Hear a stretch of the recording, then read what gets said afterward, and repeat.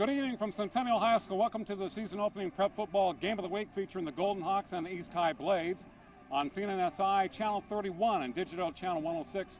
I'm Mark Heffernan along with Brian Adams. Yeah, Mark, we're starting our first game of the season here. Double days are over. You had your practice game. Now it's time for the big boys to play. The second year for you and me together. Yeah, and we had a good year last year.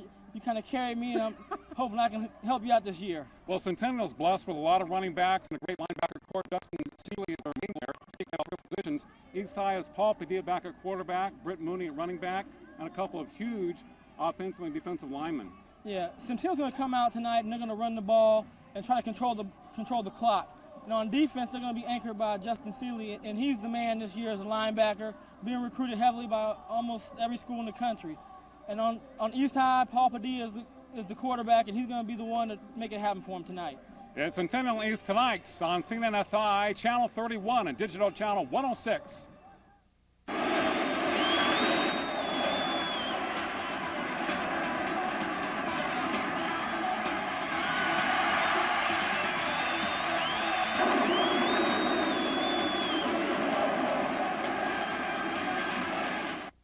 Take my online service.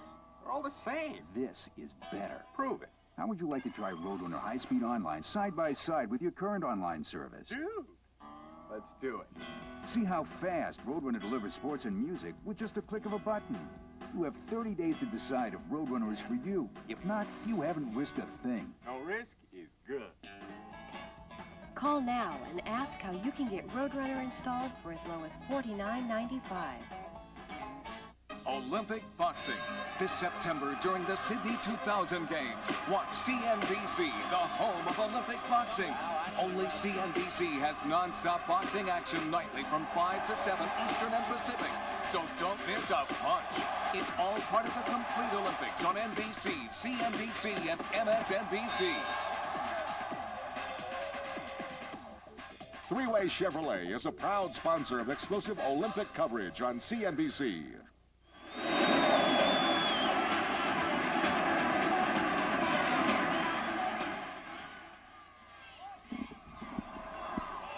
Out of plus, good evening from Centennial High School. Welcome to the debut on the Prep Football Game of the Week for the year 2000 on CNNSI, Time Warner Cable Channel 41 this year and Digital Channel 106.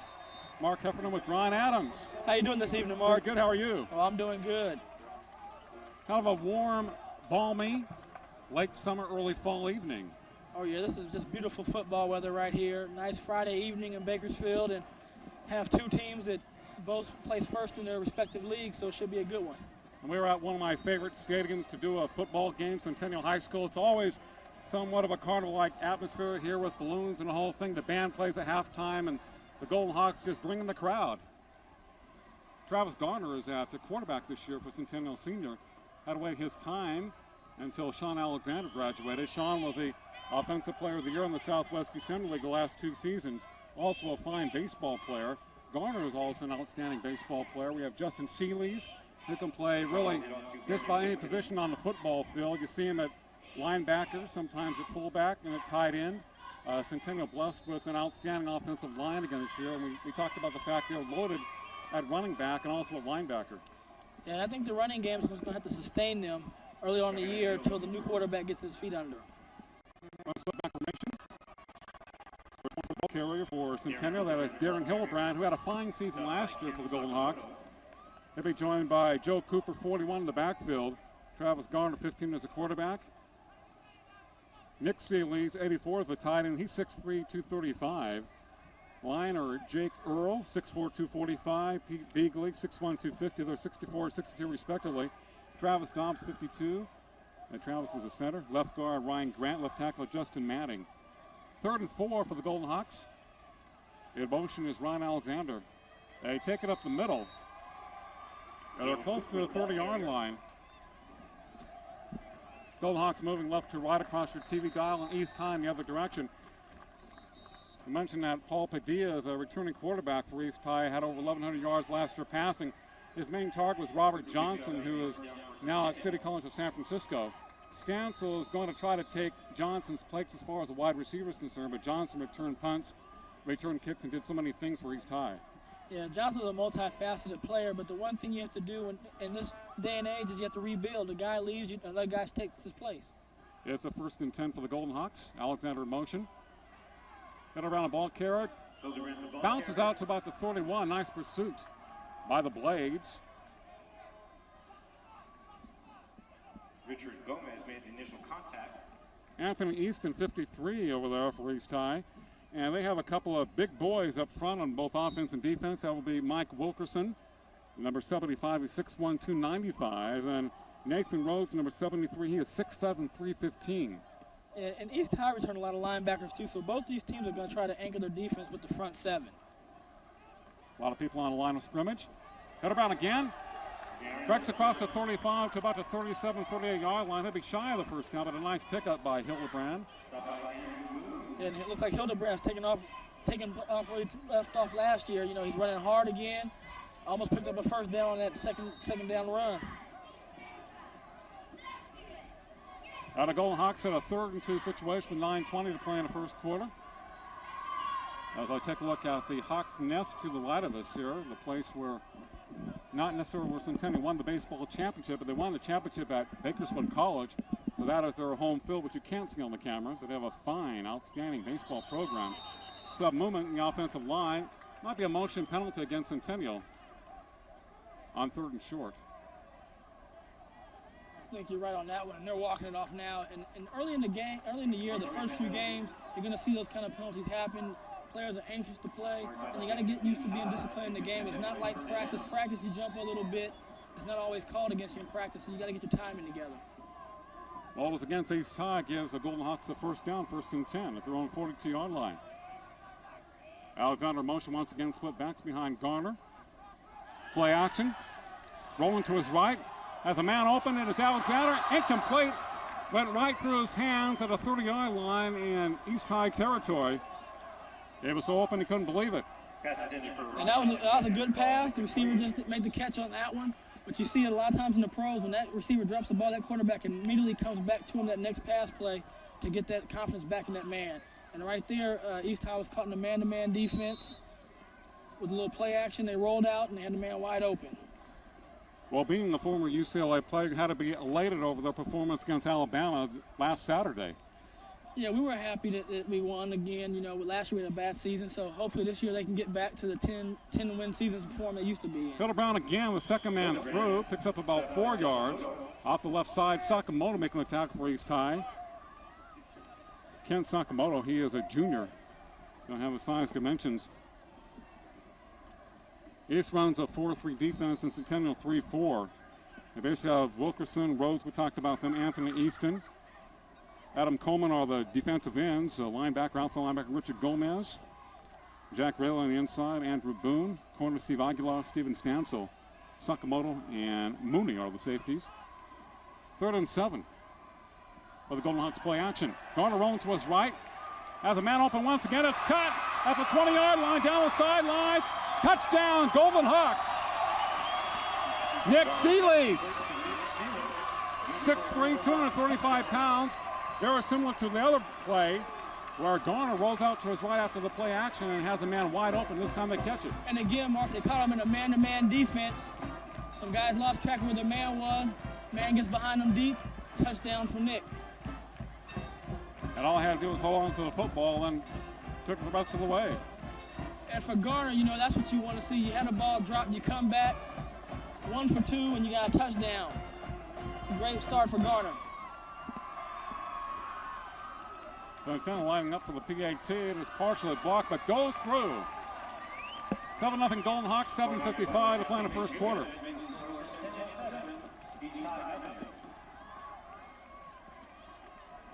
Centennial running the football primarily, but setting up the play action. Yeah, and that's exactly how the play action works. You have to have that run threat. They had some good runs there where they were pounding some yardage. And here's the pass coming to your living room right here. Nick catches it now. He just has to beat the man to the corner of the end zone, and he's going to get him. But again, that's the offensive coordinator did a great job right there of realizing that they had the same play open. They went away from a couple plays, came right back, and that's how you put points on the board. So the Golden Hawks burn East High in that pass play. fact, the play action worked a couple of times. The first time the pass was dropped, and this time right in the hands of Seelys, who rambled down the sidelines for the first score tonight. Midway through the first quarter. The Golden Hawks will be kicking off to East High, so the Blades have a chance to do something here in the first period of play. Big crowd here at Golden Hawks Stadium.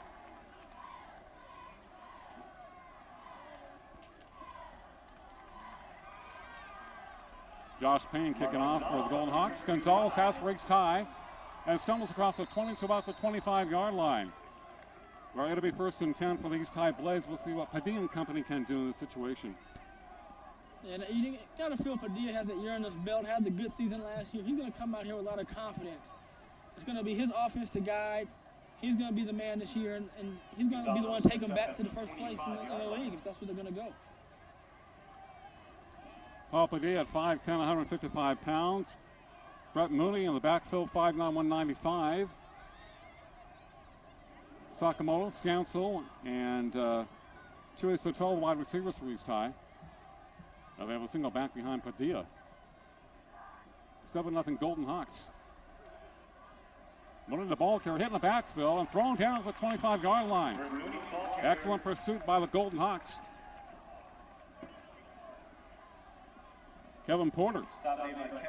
Number 20 making a stop for Centennial in their 3-4 defense. Yeah, and that's the strong safety coming up. He's the enforcer on that corner when they come that way. Did a good job right there. Well, you know, in past years, Centennial has had a lot of outstanding linebackers and corners. They know how to tackle one-on-one. Very well coached. Second down, 2nd and 10 for East High. Padilla rolling to his right. And a little bit of pressure. The pass is complete up to the 34-yard line. Stansel, number 3, the reception at 6'2", 165 pounds. The guy they expect to replace Robert Johnson, at least in some of his abilities. Yeah, right there, Padilla rolled out, stayed calm, and made a nice delivery to the outside, and now 3rd and short. They're calling it 3rd and maybe 2 for Centennial. Guess they have to get up to about the 35-yard line. Centennial really bogging up. It looked like number 73 for East High moved too early. Yeah, I'm going to go with they're going to move this ball back about 5 yards. And that's what they're going to do. It looked like Nathan Rhodes jumped a little bit too early for East High on the right side. And that'll cost him 5. 6:30 to play in the first quarter. The Golden Hawks 7, East High nothing. You know, Mark, and you just moved away with that 5-yard penalty. You moved from an offensive 3rd down in your favor to now it's the defensive favor. 3rd and 7. This is a defensive down. They can do a lot of different things with this kind of distance. They can blitz, or they can sit back and just play solid defense and try to get pressure with the front 4. Padilla looking over the defense. 3rd and 7 for the Blades. 2 receivers wide to the left. Centennial showing blitz. Here it comes. His pass incomplete. Try to hit the tight end at the 45-yard line. A flag is down, though. And the Centennial defensive backfield. Usually when it's right there, you know, they're going to call it on one of those secondary members, and there it is, a holding. So they're going to get a 1st down, and we see a penalty keep a drive alive again. We saw one with the jump by East High on the first series for Centennial. Now, as a holding on Centennial, it'll be a 1st down. Holding penalty against Centennial will give East High a 1st down. Now East High benefits from that penalty against the Golden Hawks. And it's 1st and 10 for East High in their own territory at the 36-yard line. Okay, one receiver wide to the left for East High. Split backs momentarily. Now man in the left slot. Padilla looking to his right. Fires it over the middle. It is complete. Close to a 1st down marker for the Blades. Stansel with another reception for East High. He looked very quick out there. Yeah, that's just a good timing pass. 3-step drop, get rid of the ball. I really like the way Padilla is getting rid of the ball. Even on that play where they had the holding, he had some pressure from the backside with the strong safety coming off, and he got rid of the ball, took 3 steps, and he got rid of it. A lot of young quarterbacks or high school quarterbacks tend to hold the ball a lot and get hit from the back. They don't feel that backside pressure. Well, we talked about the fact that he played last year. He was a starter, so he has experience. And you don't generally have a lot of time to throw against the Golden Hawks. 1st and 10 for East at their own 46-yard line. Ball's given to Mooney. Hit one time and finally goes down. The Golden Hawks bottled up very well. Seeley's over there. Number 9 for Centennial. We saw him on the sidelines. He is extremely big. Definitely has the size of a Division I player. And obviously a lot of Division I schools believe he is one or they wouldn't be recruiting him right now. You know, Bakersfield's really lucky to have the luxury of seeing high school kids who have the ability to play at that next level and are treated to some special players. Second and a long 9 for his time. They're in territory at the 47-yard line. 2 receivers wide to the right, 1 left. Man in motion. Padilla to Mooney up the middle. Breaks a tackle, breaks another tackle, has the first down and more, slips another tackle, inside the 40 to about the 35. Brent Mooney with a brilliant run for the Blades. That's just a quick dive play to Mooney. You had the other back coming in the backfield, setting up the option play. So now they got some options. With Mooney running tough like that, you're going to open up the offense a little bit. That's a great run. Here he is right here, runs through a tackle. And you see how he's built. He's really low to the ground, good center of gravity, jumps over a man, makes another one miss, and then puts his head down and gets a couple more yards.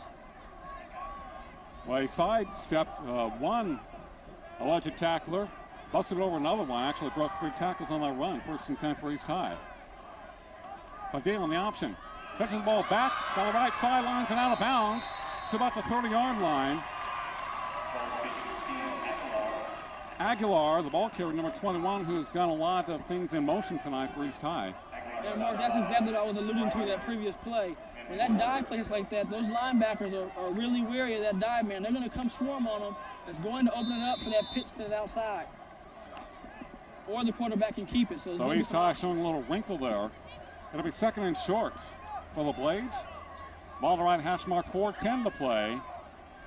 At the first quarter, 7-0 Centennial. Padilla with a signal, looking to his left. Has a man wide open, it's caught! Touchdown Blades! Number 23, Chewy Satal. As he gets his hands on the football, he was wide open. There you go, Chewy gets on the board right there. And again, that's a down every offensive coordinator likes to have. You're on your side marching in, 2nd and short. You have a lot of options, especially when you're running games. We've seen both teams use the running game to open up that passing game, and we've seen 2 wide open receivers. So that secondary is going to have to really communicate out there and lock down these receivers, or we could be in for a high passing night. Both teams have been fooled drastically by the 2 touchdown plays. The PAT is up and it is good. We have a 7-7 ball game of 4:11 to play. At the first quarter from Golden Hawk Field. And here's the play again. You had the receivers cross. Chewy goes outside. He's wide open. Nice catch. It's like a wheel route from right there. And it was a nice catch. And again, Padilla threw a nice ball. He threw 12 touchdowns last year. And he's already started off with 1 this season. That was a nice reception by Satal. He really kept his poise and his concentration on that particular pass play, the reception. So East High answers back here in the first quarter.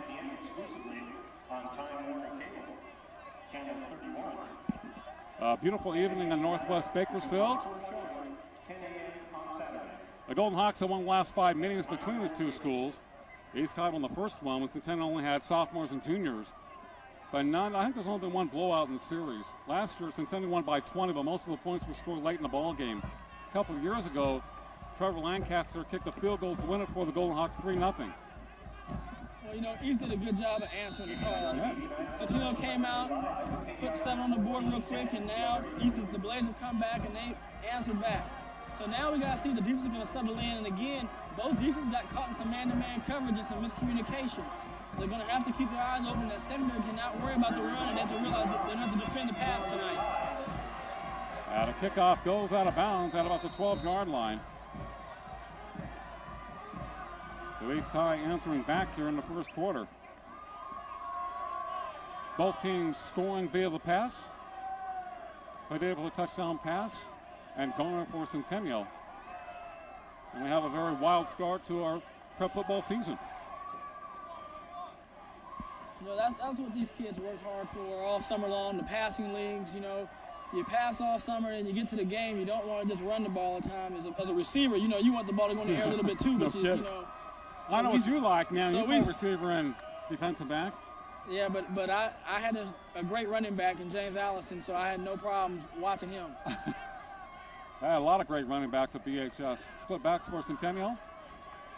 And a ball coming up the middle to Hildebrand, I believe. And it did not fool the East High Blade defense.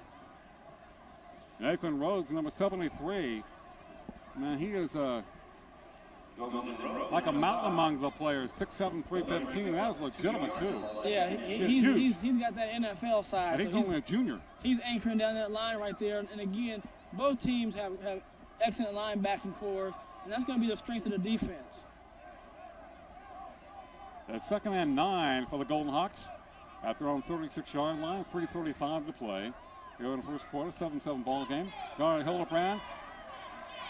Head drives forward for about a yard up to the 40-yard line. Had a nice spread up tackle by number 50 for East High. Anthony Boone, the linebacker, junior. Yeah, nice tackle. And Boone did what he makes the read and he fills the hole up, and that's what his job is to do. He came and did it on that play. Well, the Golden Hawks setting up East High for play action right here at 3rd and 6. Well, watching the game so far, just this first series, East High's playing a lot of man-to-man defense, so that play action should not be bothering that secondary if they're manning up. On that QB, Alexander in motion for the Golden Hawks, turns upfield. There comes the rush from the outside, a pass incomplete. Great coverage by East High. Seeley's was the receiver downfield, but he was double covered, so it'll be 4th down for the Golden Hawks. And that was a nice little wrinkle, a little different wrinkle from East High. They still played a man-to-man kind of defense, a soft zone looks like, but they brought in the corner, Stansel off the edge, so, they showed a different wrinkle, so somebody has to watch out for that corner blaze. And the best person who can see that is that receiver. As you know, he has great speed. The Golden Hawks will be punting. Garnett Weil for Centennial, standing his own 25-yard line. It's a fake. Pitch to Hildebrand. Has a first down, 45, midfield 50. Puts his head down, 1st and 10 for the Golden Hawks. Hildebrand was the up man. Acting as a blocker, the ball is hiked to him, has a good opening in front of him, and makes some excellent real estate downfield. A great call by Snead. Here it is. It's going to go to Hildebrand. He's going to run off just like a sweep almost and just run up and hit for the first down and hit the sideline. Right here he turns it up and he said, I'm going to get a little punishment out there too. There he goes, delivering a little blow. Well, Centennial has a little trickery here late in the first quarter. And they're down east side territory at the 37-yard line. Garner play action rolling to his left. Fairly good protection, fires it to the other side. Knocked away, great play by Stansel of East High. As the ball was just kind of floating in there. Flag is down at the 40-yard line. Oh, yes. Stansel did a great job in the pro. They call that makeup speed. You see it a lot of times. The DB looks like he's beat. The ball kind of floats, and he just uses the speed to make it up and knock the ball away. Deion Sanders has that great makeup speed. And here he is right here. It looks like he's beat, and now he's just going to run and put his arm in there, and it makes it tough for the receiver to catch the ball.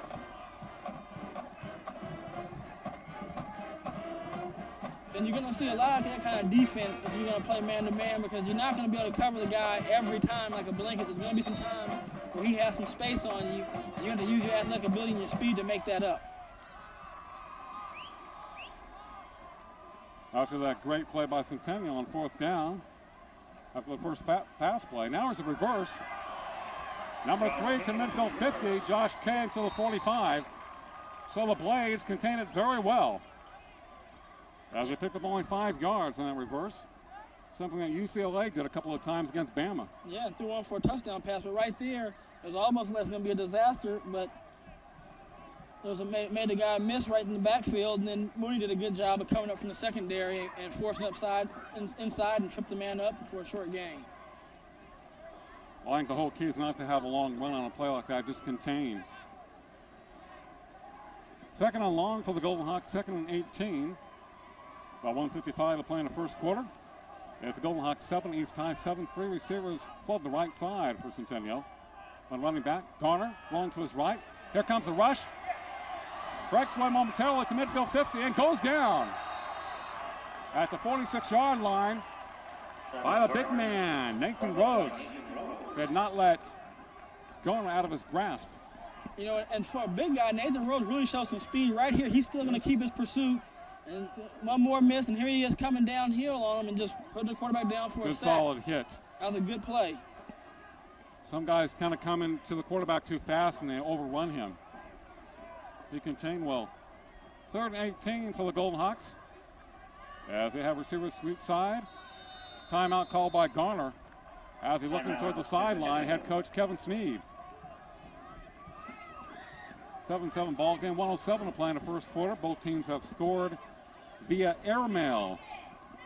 Yeah, and that's kind of surprising to see with Centennial. We thought they would come in here and be really run-oriented, and they are running the ball, but they are looking to air the ball out and to keep teams honest, and I think that's going to be their key, as they want to make that surge to that next level and go into that CIF championship game. So you're going to have that ability to put the ball in the air and put some points up, because sometimes your defense isn't going to hold people all the time. You got to be able to go out and have a shootout like you see the Rams do in your top teams in college football or high school. They have that ability when they need to go out and do a shootout and beat a team with 35, 28, 42 points. I thought I saw your vintage red car there on television. No, that's a little too far back for me. Okay. I'm 66 Mustang. That has a Centennial victory bill on the back. And they're going to be hoping to ring it tonight. Yes, they are. And to be able to ring it, they're going to really have to do a job of. When you take a look at the history of Centennial, they have rang the victory bell many times here in their home stadium. They've lost very few games here at home. Well, under Coach Sneed, they're 20-4, so there's not too many losses to be had there. And proud of him, Jan Scooby, who is now the athletic director at Bakersfield College. 3rd and long for the Golden Hawks. East High showing blitz. Moving early, I think, by the tight end of Centennial. Yes. That would be Nick Seeley's. Tried to get off a little too quick. He saw the blitz coming and was a little bit too anxious. Procedure penalty being marked off against Centennial. So we are seeing some of those first game mental mistakes by both teams, but primarily Centennial tonight. Well, there's been 2. I think it's been 2 by each. I think Centennial's had 2, and then East High's had 2. So, but now you're in 3rd in a mighty long way of 23 yards. That is not a Centennial situation. 3rd and 23. Garner. Here comes the rush. Fires it incomplete. He was trying to hit Seeley's, but he had to unload it very, very quickly. Yeah, and right there, that was a good play by Garner. He felt the pressure, didn't take the sack, had a man slightly open, but didn't have much time. Overthrows it so nobody can get it. Andrew Boone, right there in the space, number 53's tie. And you're right, he had to unload it. And again, this time, East has to watch again. You know, it's not a situation where you see a fake punt, but you never know. Nice high punt. Now the ball goes through the end zone.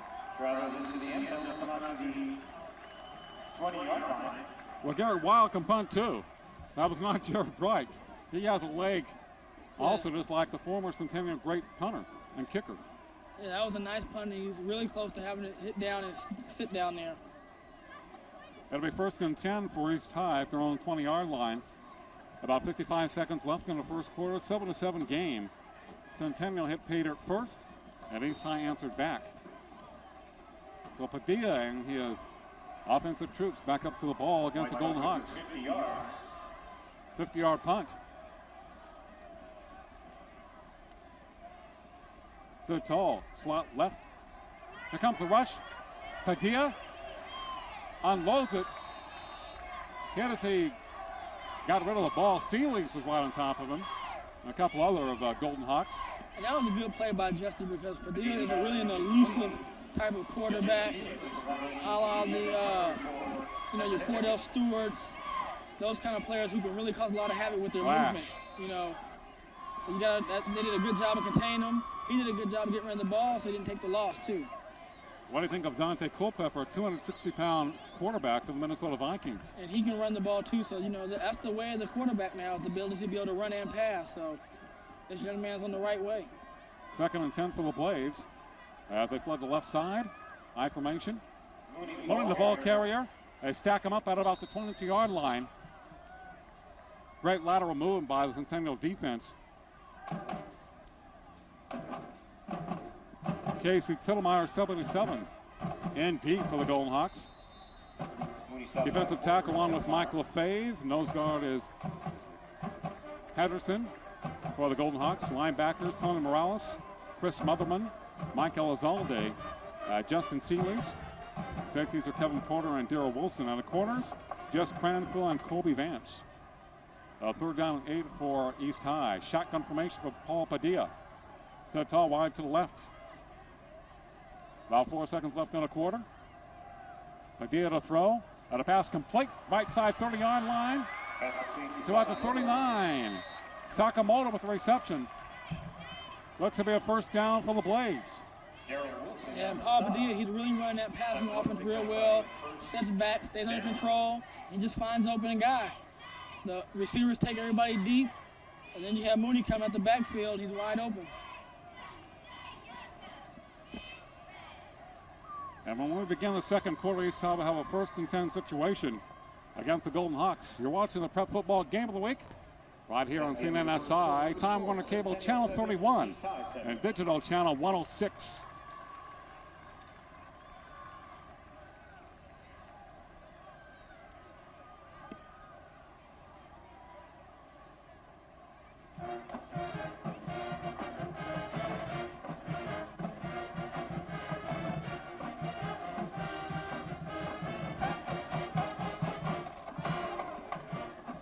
Well, Brian, a 7-7 ball game.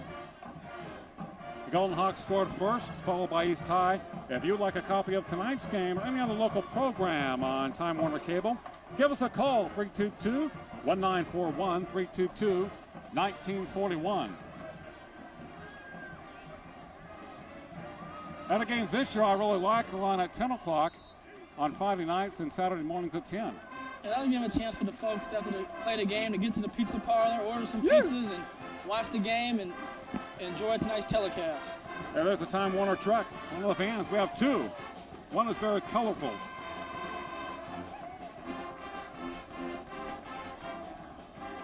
East High with the 1st and 10 at their own 39-yard line as they move left to right here in the second quarter against the Golden Hawks. Paul Padilla, QB for East, a returning starter. Failed to get protection, the pass incomplete. Tried to loft it high to the left side of Britt Mooney. That incomplete. Coverage by Mike Elizalde, 44, who was a key component of Centennial's defense last year. Yeah, and again, we talked about that. They returned a lot of linebackers, and that's their strength. Their linebacking crew is good. They're coached by Coach Mike Lewis, a former Garces Ram and UCLA Bruin himself. And how does an excellent quarterback become an adept or a linebacker coach? I mean, this guy was a great quarterback in high school, played baseball at UCLA and also in the minor leagues, and he's coaching linebackers. Well, he was a good athlete, and I think as a good athlete, if you can understand the way, the positioning, the body positioning, he played football, he understands that, and I'm sure he can take that and teach these young men to be good linebackers. You know, during my early days of broadcasting football here in the area, I broadcast quite a few Garces games when Mike Lewis was there. And they won Valley Championships his junior and senior year. Sophomore year, they got beat in the playoffs. I think Garces had a long-standing winning streak in the South Sequoia League and overall during that span. I think some of the best Garces football players were during the three or 4 year span between 85 and 89. Yeah, those were some great Garces teams. You know, you just can never compare eras. Those teams could play with BHS. Shotgun formation for Padilla, 3rd and long. He's hit, fumbles the ball. Tittlemeyer picks it up at the 20, to the 10. He will score! The defense set it up. Casey Tittlemeyer, 77, picked it up as the second touchdown for the Golden Hawks tonight. And there's the Golden Hawks with some big play defense. Woo! You know, that's what their strength is going to be this year. And right there, got to give the secondary some credit, too. They did a good job of coverage so the front seven had some time to get in there and cause that big sack. And then Tittlemeyer's right there, picked the ball up and showed some good athletic for a big man to pick that ball up and keep running. But the question is, you could have caught him, but could you bring him down? I probably couldn't even catch him right now. Point after about PAT is up and it's good. By Payne for Centennial. 14-7 Golden Hawks. 11:02 to play in the first half. And here it is right here. Again, the coverage right now is pretty good. He's going through his reads. He wants to move out of the pressure. He gets hit. Didn't get a chance to pull the ball in. Here's Tillmeyer with a nice little scoop. Steps to the side, picks it up. Pretty athletic play by the big fella right there. Now he just carries it on home. And look at Padilla keeps on hustling. That's a good hustle on play on his part, too. Wasn't he hit by Justin Seelys in that play? I couldn't see the number that hit him, but I know he got hit good. He coughed it up. And Tillmeyer was trying to get past Nathan Rhodes, number 73, so they have a big battle thrown in there. So the pressure by the Centennial defense makes that play possible. And just like that, the Golden Hawks are up by 7, 14-7. Those are the kind of plays, when defenses score, that really is a backbreaker to the other team because, you're not counting on points from your defense. You're counting to hold people, you're not counting to get points. Looks like Elizalde will kick off for Centennial. Line drive to Mooney at the 10-yard line. Out the middle 15, 20-yard line. Looks open to the left side. Sandwich. And down at the 27-yard line. First and 10 for the Blades. As they trail once again by 7, 14-7. Ricky Rayfo for the stop for the Golden Hawks. Yeah, Padilla right there, all they do right now, they got to come back in and set up their offense and do what they did on that first drive and try to just get the points back. You got basically 3 quarters left to play, so you got some time. You don't have to come out right now in the first play and think you got to make it back up. Stands a wide to the right for East High. Padilla at QB. Moody slot right. Down 14-7. Padilla looking to his right. Here comes the pressure. Fires it. Incomplete. Stansel could have had it and would have had a first down but couldn't hold on.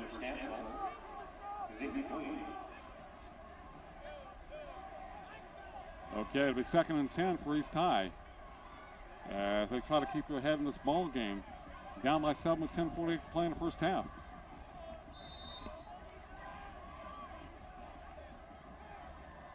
A reasonably lively crowd here tonight, but later in the season the crowd gets a lot more boisterous. Especially when they play BHS. A lot of people look forward to that game. It's really a big rivalry here. I do. Pitch back to Mooney, left side. To block. Tries to jump over a couple of Golden Hawks to no avail. He's across the 30 to about the 32-yard line. Elizalde in on the stop. Elizalde. Arvin at South next week. Yeah, that'll be an interesting game to see. That's always a great matchup. It's generally a high-scoring affair. They have played some terrific games over the years. Yeah, South had a lot of sophomores last year, and they have in the papers they didn't have too many holes to fill, and they have a lot of speed, so they'll be a real fun team to watch this year.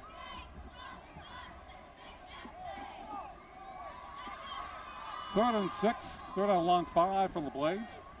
2 receivers wide to the right. So tall, split out wide left. Shotgun for Padilla. High snap. Has some time. The pass complete to Moody. Dukes a tackle at 40-yard line, 45. Has the first down to Moore. Midfield 50. Look at that explosiveness, 30-yard line. Hayes going down the sidelines to the 30, 20, 10. Oh, just about to the goal line. Oh, what a great effort. Wow. What a great run by Mooney of East High. And really a great play by Padilla, too. He had a high snap, blocks the ball, keeps his composure again. He stays really composed under that pressure and just delivers the ball to Mooney. And here's Mooney just making a nice move. Got by Elizalde. Right now, he's going to make the move back to the middle of the field. That's like a punt return now. He's going to just turn on the afterburners and run away from people. And now it's just a foot race to the corner. And he goes and lean, jumps. Oh, I don't know. The ball has to break the plane, not the body. Looks like he might have a touchdown right there. That is first and goal for the Blades. So it's all wide to the right. Stands to wide left. I formation for East High. Running back hitting the backfield, goes forward. We'll see where the forward progress is. Aguilar Seelig making the tackle, and in general, he hits you head on, you're going to go back. Yeah, it's not going to be much movement once he hits you like that, especially if he breaks through the line like that. He came through there like Mike Singletary. It'll be 2nd and goal for East High. So what do they do? Try the same play? Or play action? Brings up 2nd down, 2nd and goal. Oh, they're going to a power eye right here, so let's see what they do. All right, Brian said power eye formation for East High. Mooney to about the goal line. He's in. And he has a touchdown.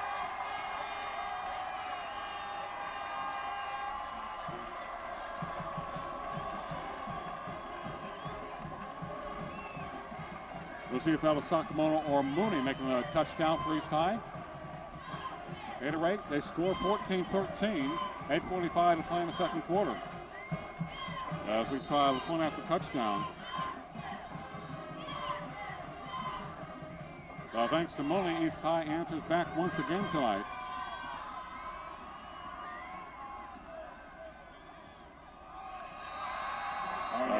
PAT belted through.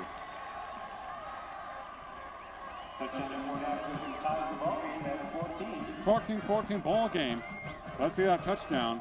And here it is. Mooney has the ball right there, and they just straight go power football versus power football. Mooney does a good job of fighting in for that touchdown. But you bring that extra guy in the backfield, he's just going to ram up and block the first person he sees, and the fullback hits somebody. You just tell your running back to run over somebody or jump over somebody, and Mooney ran through one tackle. I said Mooney scored, but I think it was number 5 Sakamoto. The PA man said Sakamoto. I couldn't tell if it was number 5 or number 6, but we'll give credit to both of them. But I think it was Sakamoto who scored the touchdown. But Mooney, of course, set it up with his brilliant reception and run on a play where it looked like he may get 10 or 15 yards. He duked Elizalde after about an 8-yard gain. Got to the 50-yard line, turned on the afterburners, cut from right to left, and he showed a lot of explosiveness. We watched East High last year, and they had Robert Johnson, who was explosive. Now they're showing that they have some athletes that can make some big plays, so they're going to be an explosive team this year.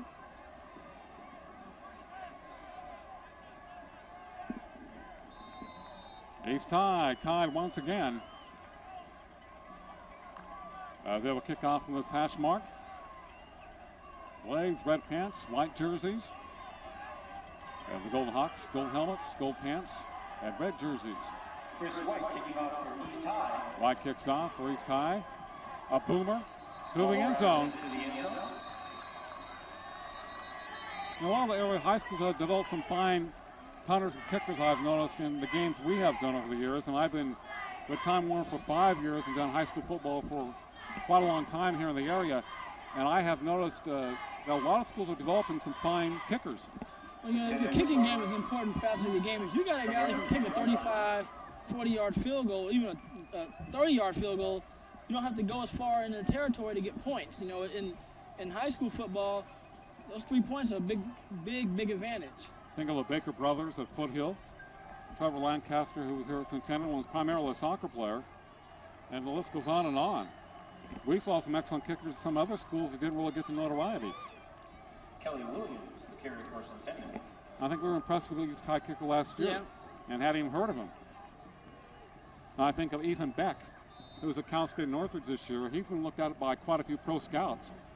You know, they were bombed by Air Force last Saturday, 55-6, and I think he averaged about 45 yards a punt. Of course, he punted about 8 or 9 times. He's an all-around athlete at Highland. 2nd and 10 for the Golden Hawks. Corner, Hildebrand. Hit from behind and down across the 20 to about the 23-yard line. Jesse Jacinto making a fine stop for East High. He did a really good job of coming from out of that backfield and coming up and getting the running back down right there. Well, East High at this point playing right with Centennial. Answering the call. Making some big plays. Sticking on defense. With 7:40 to play in the first half. Golden Hawks with a split backs behind Travis Garner. There's Alexander in motion. Stancil on him. Garner, play action, rolling to his left. Lost it high in the air. Almost picked off by Stancil. Did a great job covering Alexander. And they have a flag right there. I think Looks like it might be against the Golden Hawks, but again, that's an example of Stansel. You got to be real careful when you're throwing to a guy like Stansel's man, because he's going to appear to be open. If you do not put that ball outside, away where only that receiver can make it, he's going to make some plays. Alexander was the intended receiver. And here it is right there. Stansel was covering him all the way. But one thing about Stansel, we have noticed his speed tonight, his ability to make big plays. Yeah. Like you said, you throw a lame duck like that, he's going to be near the ball.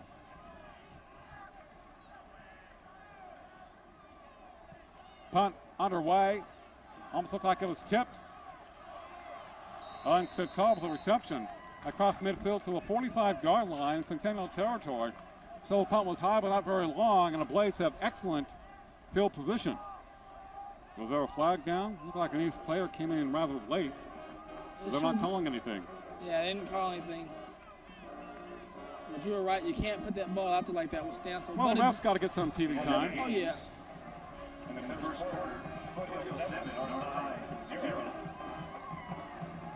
We have Garces out north earlier this year on Time Warner Cable. Garces only has 31 players in their football team this year, one of their lowest turnouts in many years. Moody again breaks a couple of tackles across the 45 to the 44. Now you definitely have to hit him to bring him down. Yeah, Mooney's going to be a hard guy to tackle. He has that low center of gravity, the thick lower body. He's going to be really a guy you have to really hit and hold and wrap up on and drive and really gang tackle a guy like that.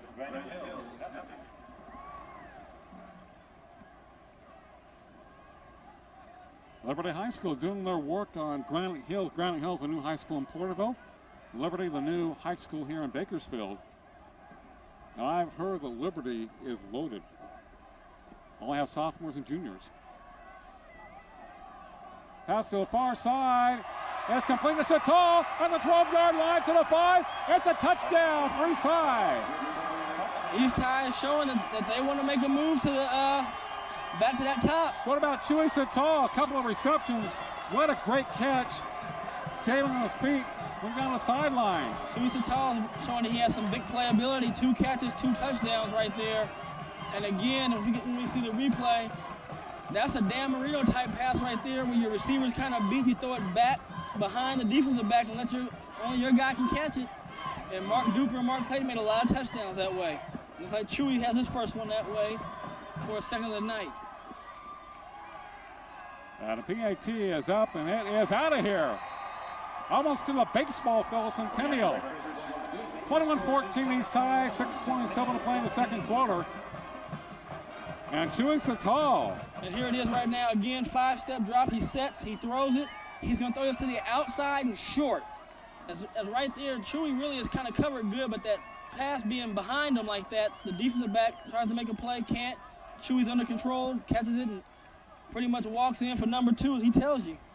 Cranfield tried to knock it away or go for the interception, and like you said, he followed the ball very well. Once he caught it, he's kind of reversed his direction. And he has 2 TD receptions tonight. Yeah, and there's nothing really a defensive back can do when he has good coverage and in good position, and that ball's thrown short like that.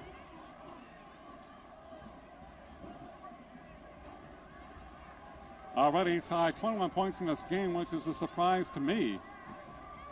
Not so much for the entire game, but for only a quarter and a half, with 6:27 to play here in the second quarter. And they're up by 7. They scored the last 2 times. We've been impressed by the overall ability of Stansel. We've been impressed by Padilla's passing tonight. And Chewy Centennial. We hadn't heard much about him, but watching him tonight, we're watching him this evening. Oh, and East High is showing some character. That's what cares about. But again, when you have a veteran quarterback coming back, he's going to breed that confidence in practice every day, doing double days in your preseason games. It's transforming it into this game tonight. The Golden Hawks out at 10-yard line to the 15, to the 20-yard line. Now they draw him out of bounds at the 32.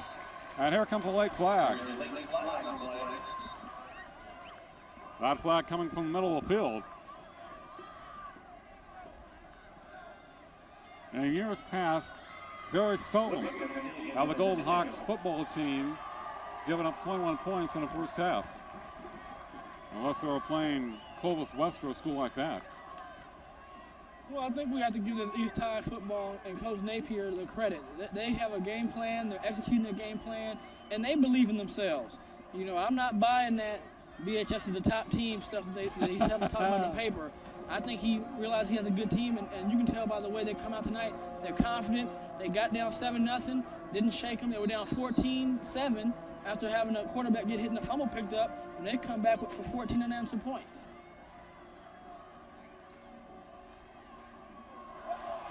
As a fumble at the 20-yard line to the Blades have it. The East High players think they do. But the refs are calling second down, so it is Golden Hawks ball. As the Blades like Piranhas around the football, they definitely want a piece of it. They are hungry. They want to end that 5-game losing streak to Centennial. And this is a big game for both teams, starting off the first game of the year against two powerhouses in Bakersfield for this season. That confidence and Mr. Momentum can get rolling for either team. Coming off the right side, hitting the backfield and falls forward. Excellent pursuit by East High. Wilkerson and company really scooting in there for the Blades. Very uncharacteristic tonight is Centennial's mental mistakes and their penalties at inopportune times. They've had a lot of second and third long situations, which is not their style. They like to run the football. Yeah, and this is what you want to do. A team wants to run the ball. You have a good linebacking core. You snuff the run. You want this team in 3rd and long. And it's 3rd and 8 for the Golden Hawks. Garner with a long count. Alexander in motion. He's come with the blitz. Garner rolling to his right as he tries to get away, directing traffic downfield. Throws it to Seeley's incomplete. He turned Nick Seeley's around for that pass at the East High 40-yard line. An excellent coverage downfield by the Blades. It'll be 4th down for the Golden Hawks. And again, right now, you know, the Blades have dodged a couple of bullets right there. They've had receivers behind these secondary coverage men for East High, and they just haven't been able to connect except for the one time we've seen a drop pass. But, you know, the one thing you keep seeing them do, they're coming back to it. They'll send that guy in motion if you're at home. You see that defensive back trail with that motion man. They're playing man-to-man defense. There's going to be some people open. White punts it to Sotar with a fair catch at the East High 49-yard line. The Blades with excellent field position in this quarter. Remember the story of the last drive at the Centennial 45. Now they're at their own 49-yard line, so they're cutting that field in half. They're up by 7, 21-14, 4:30 to go. The Blades are saying, let's go for more. And that's what they did last year. This team is not going to back down. Coach Napier is not going to back him down. If he feels he has things rolling, he's going to go after you. Remember the football game we did at East when they played Foothill and had a skydiver that came down on the football field prior to the game? Yeah. That was awesome. Sakamoto, slot left for East High. Play action, Padilla over the middle. The pass complete to Stanshill. Hit and dropped at the 40-yard line. And it should be a 1st down for the Blades. Yeah, I'll tell you, I'm very impressed watching East High how balanced they are with the run and the pass. And really, Padilla, he gets rid of that ball and throws a nice catchable ball. We haven't seen him throw balls behind the receivers. He puts the ball where only his guy can get the ball. I think that shows us he's being coached well, but also that he's taking into coaching and putting it on the field. Like you said, he has a very quick release. And Stansel is turning out to be a very dominant offensive receiver. You have the running of Mooney and Sakamoto. And then Santal. Mooney powers his way forward for about 3 or 4 yards. The whistle is not blown. And he's getting across the 35 to about the 34. 2nd, 3rd, and 4th effort by Mooney and East High Blades. And they're showing something tonight. Yeah, Mooney's showing a little desire tonight. I mean, he's keeping those legs turning. He's not stopping. And I tell you, he's a load to bring down. If you're not going to hit him again, you're going to have to gang tackle this guy when you have 6, 7 defensive players at the ball. Well, he's 5'9", about 195 pounds with excellent balance. 2nd and 5 for East, 3:25 to play in the 2nd quarter. And 21-14 Blades. Stanza wide left, high formation. Padilla, pitch back Sakamoto to the 30, 20-yard line, puts his head down, goes down to the 19. Another first down for the Blades. And right now, that offensive play calling has Centennial off balance. Now, they haven't done that since the first quarter on that first drive. They're showing back now. Here's the option. Nobody's up for the Sakamoto right there. Nobody's up for the running back. Darryl Wilson with a tackle, but it looks like Sakamoto has a lot more size. Yeah. But, I mean, he tackled him 12 yards downfield, and there has to be somebody on that assignment who has that pitch man, and usually it's the safety. It'll be 1st and 10 for East High. The ball on the right hash mark. Dia and company. The Centennial defense spread out. Up the middle, Mooney. And he runs into a brick wall. Golden Hawks nest at 2:55 to play in the first half. He's looking for more as they lead it by 7. And they have a fine field goal kicker. They might go up by 10 points. They're looking TD in this situation. You're also seeking to use up the clock. That's you, and you know, right now, this is when Chewy's going to be dangerous, Stanson's going to be dangerous, and they have that running game going. So, I mean, right now they have a lot of things in their favor offensively where the playbook is wide open. Sakamoto slot left. Now he's in motion. Running back. Pitch back Sakamoto. Looking for the block from Stansel. Cuts inside to about the 10-yard line. Kind of a little misdirection by East High. Now they're doing a reverse option now, so that's what I mean about that playbook starting to open it up. Here it is, the reverse option. Padilla comes out, he makes a nice soft pitch, and here Sakamoto has it, and one block away from really going all the way to put another 6 on the board. Well, both Sakamoto and Mooney, as we have seen, can run with the football. Both very versatile backs, and they have, like you said, the speed of Stansel and Sital. They have a lot of ingredients there offensively, East High. And then a marvelous play of Padilla. Yeah, I mean, with Padilla at your quarterback, with these kind of weapons, this team is going to be very dangerous. And their defense is showing that they can play, too. That linebacking core, again, we said we returned a lot of linebackers, and they are a solid tackling ball club. So, like I said, Coach Napier has a real good team. We're talking about Wilkerson and Rhodes up front. They kind of anchor that defense and offense, and a lot of guys play very hard. East High, as you can see, has a pretty good roster.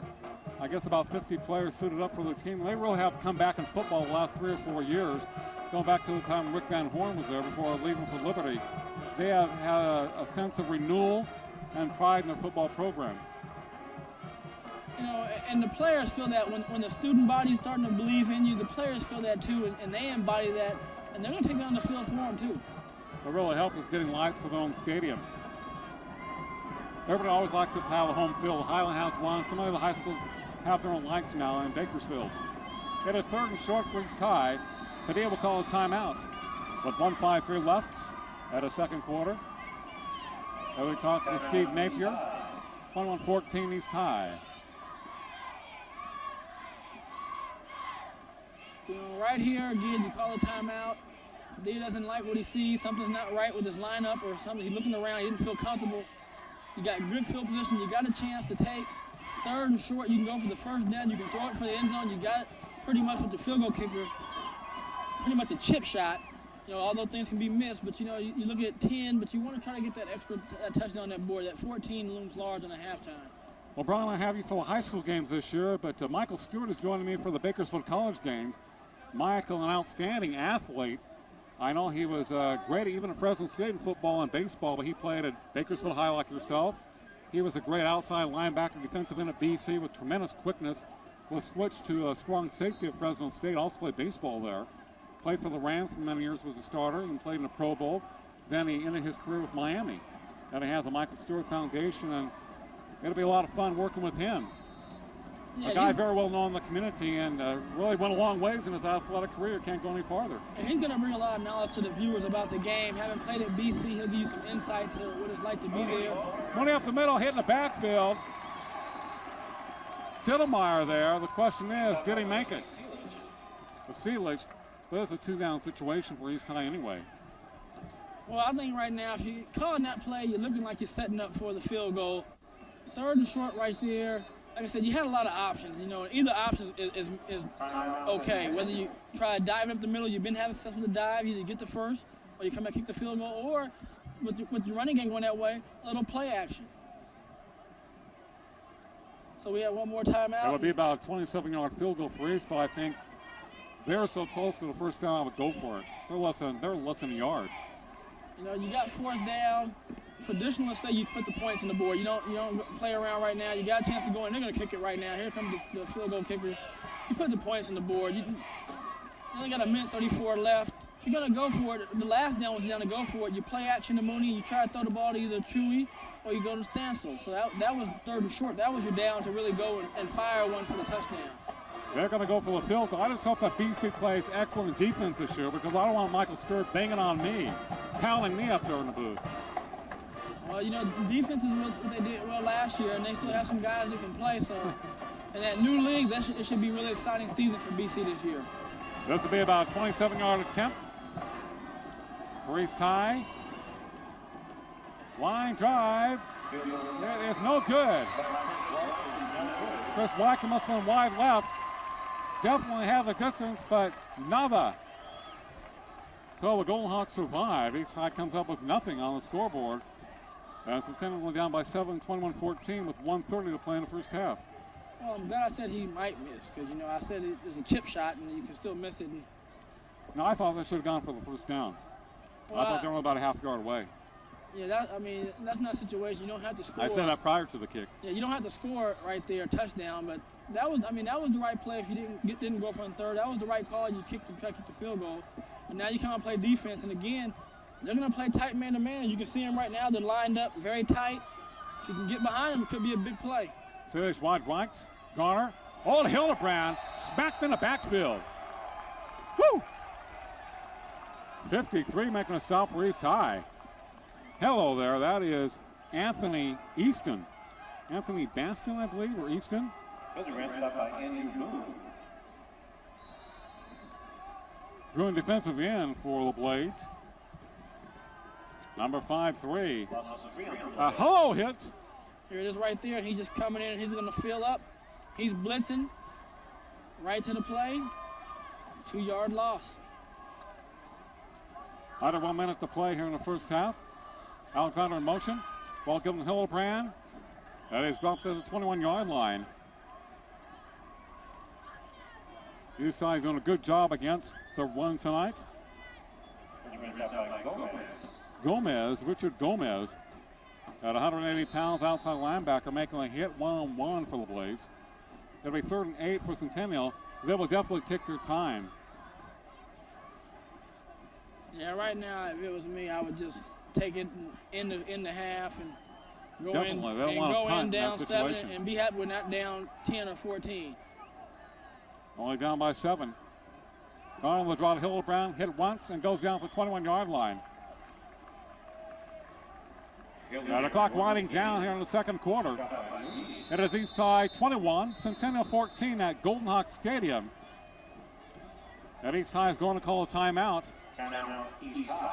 because they might want to try to set up a block. That's right. They've had a couple guys go by real close. So they might try to go for a block or a return. That's right. They want Centennial to attempt to punt the ball. One other play. With Satal and Scansel on the team, they'll have a chance to return it. Smart play by the East High coaching staff, I think. Well, with 1 second, I wouldn't even play. I would line up and just take the snap and down it. Right.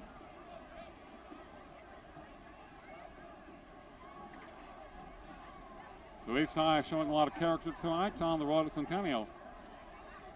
Which is But the great teams are strong in the second half, as you know. Yeah, and this is a tough stadium to come in and play in. They play very well, like you said earlier. They don't lose too many games on this field, so this is a good test for both teams. And it'll show what kind of character the Golden Hawks have this season, what kind of team they're going to be, because last year they made some comebacks and some people. Garner was in there, so Centennial would probably take the knee on this 4th down situation with 1 second to play in the first half. And he has an I formation behind him. That was Garner. Here's a play action. He's going to throw. He's going deep to Alexander. It is intercepted by Satal off the 35, 40-yard line, cuts back midfield 50, looking for a block. A flag is down, and down goes the tall by Alexander. Also tall with a pick tonight, a couple of TD receptions, and he was doing quite a bit. And that was just like a punt right there. Yeah. They were trying to get Alexander on that long pass play. There's a clipping those declines, so they're going in half. And Centennial did a smart thing. He started to come up before when he saw him line up, but then he stepped back and stayed in his regular spot and made the play. So that was a good first half of football for Bakersfield. Isn't it great? Football season's upon us for the year 2000. And you're watching the Prep Football Game of the Week right here on CNNSI, Time Warner Cable Channel 31, Digital Channel 106.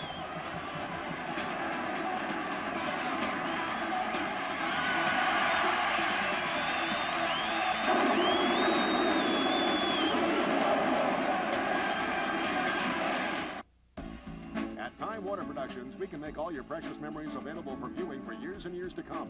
Sit back and watch your greatest moments come to life on your television set as we transfer your most memorable photos to video and set them to your favorite music. Time Warner Productions can also edit your home movies, making several years flow at a quick pace for all to enjoy. With the help of our friendly staff of experienced editors and our state-of-the-art equipment, you'll get a professional product at affordable rates. So don't wait any longer. Call Time Warner Productions for an appointment today. 10 of the nation's top monster trucks, including Bigfoot, Monster Truck, and Barefoot, come to the nation's home of truck racing, Bakersfield's Mesa Marin Raceway. It's the three-way Chevrolet Extreme Monster Truck National, September 15th, 16th, and 17th. Check out these 1,500 horsepower monsters battle side by side on one of the biggest courses in history. Plus Thunder Trucks, along with the Super TT motorcycles for 3 huge days of motorsport competition. Get tickets at all Valley Tix locations. Stop by your local Carl's Jr. to get your family night coupon, good for half off your child's admission for the three-way Chevrolet Extreme Monster Truck Nationals at Mesa Marin Raceway.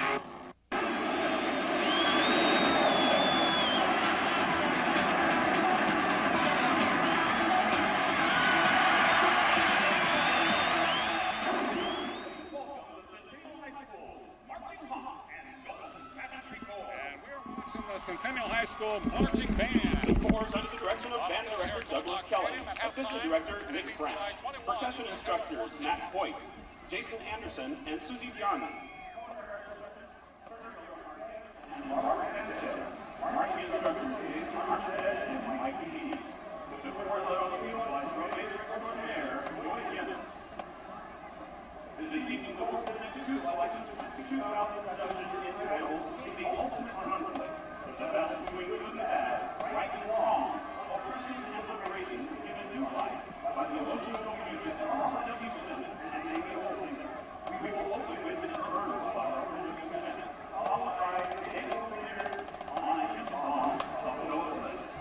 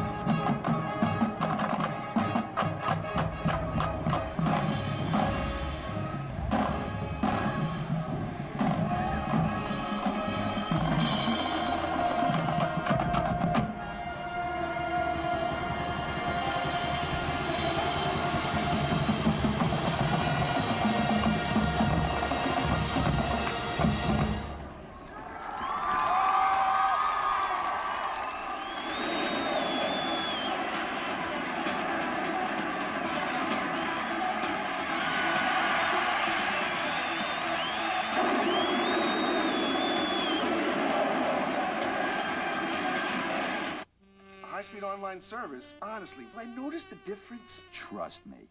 Don't like change. How would you like to try Roadrunner side by side with your current online service? On your mark. See how quickly you can find what you want with just a click of a button. You have 30 days to decide if Roadrunner is for you. If not, you haven't risked a thing. Oh, yeah, it's for me.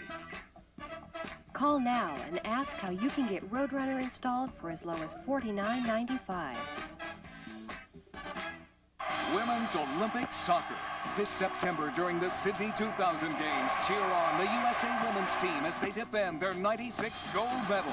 Watch MSNBC for complete matches from start to finish and exclusive coverage of the women's soccer final. Part of the complete Olympics on NBC, CNBC, and MSNBC. Three-Way Chevrolet is a proud sponsor of exclusive Olympic coverage on CNBC.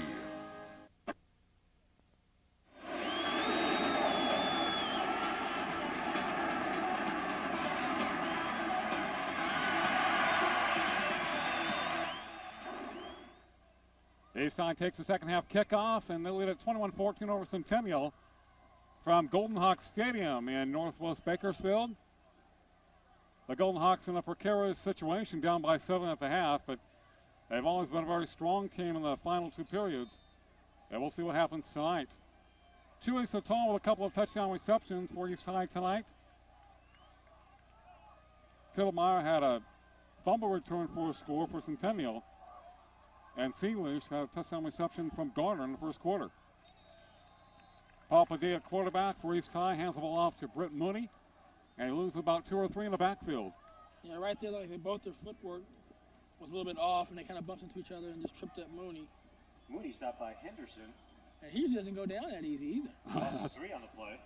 Remember that great run off that pass reception in the first half, which led to one of their scores. Mark Heffernan with Brian Adams. 21-14 in favor of East High. They have the ball. Second down, 2nd and 13 for the Blades. Down to wide left. Padilla looking in that direction. Now straight over the middle. Pass overthrown. The closest man was Darrell Wilson, 33, the free safety for the Golden Hawks. That'll be 3rd and 13 for East High. Padilla's pass ball is incomplete. You know, right now, if you're the Golden Hawks, you want to see, if you're a Golden Hawk fan, you want to see a stop right now. You want the ball to be punted. You don't want Padilla to hit one of these guys in the flat again on a 3rd and long and pick up a first down and continue this drive. If you're a Blade fan, you want to see what they've been doing, mixing it up and put the ball out to one of these good athletes in the flats and make a guy miss and pick up a first down or more. So it's all wide to the right, scouts to wide left for East High. Single running back behind Padilla. Looks to the left side. Go look at protection. Flag is down. Got a pass caught by Stansel, and he probably had defensive interference against Centennial. So the flag in the backfield might be against East, but downfield is probably against Centennial.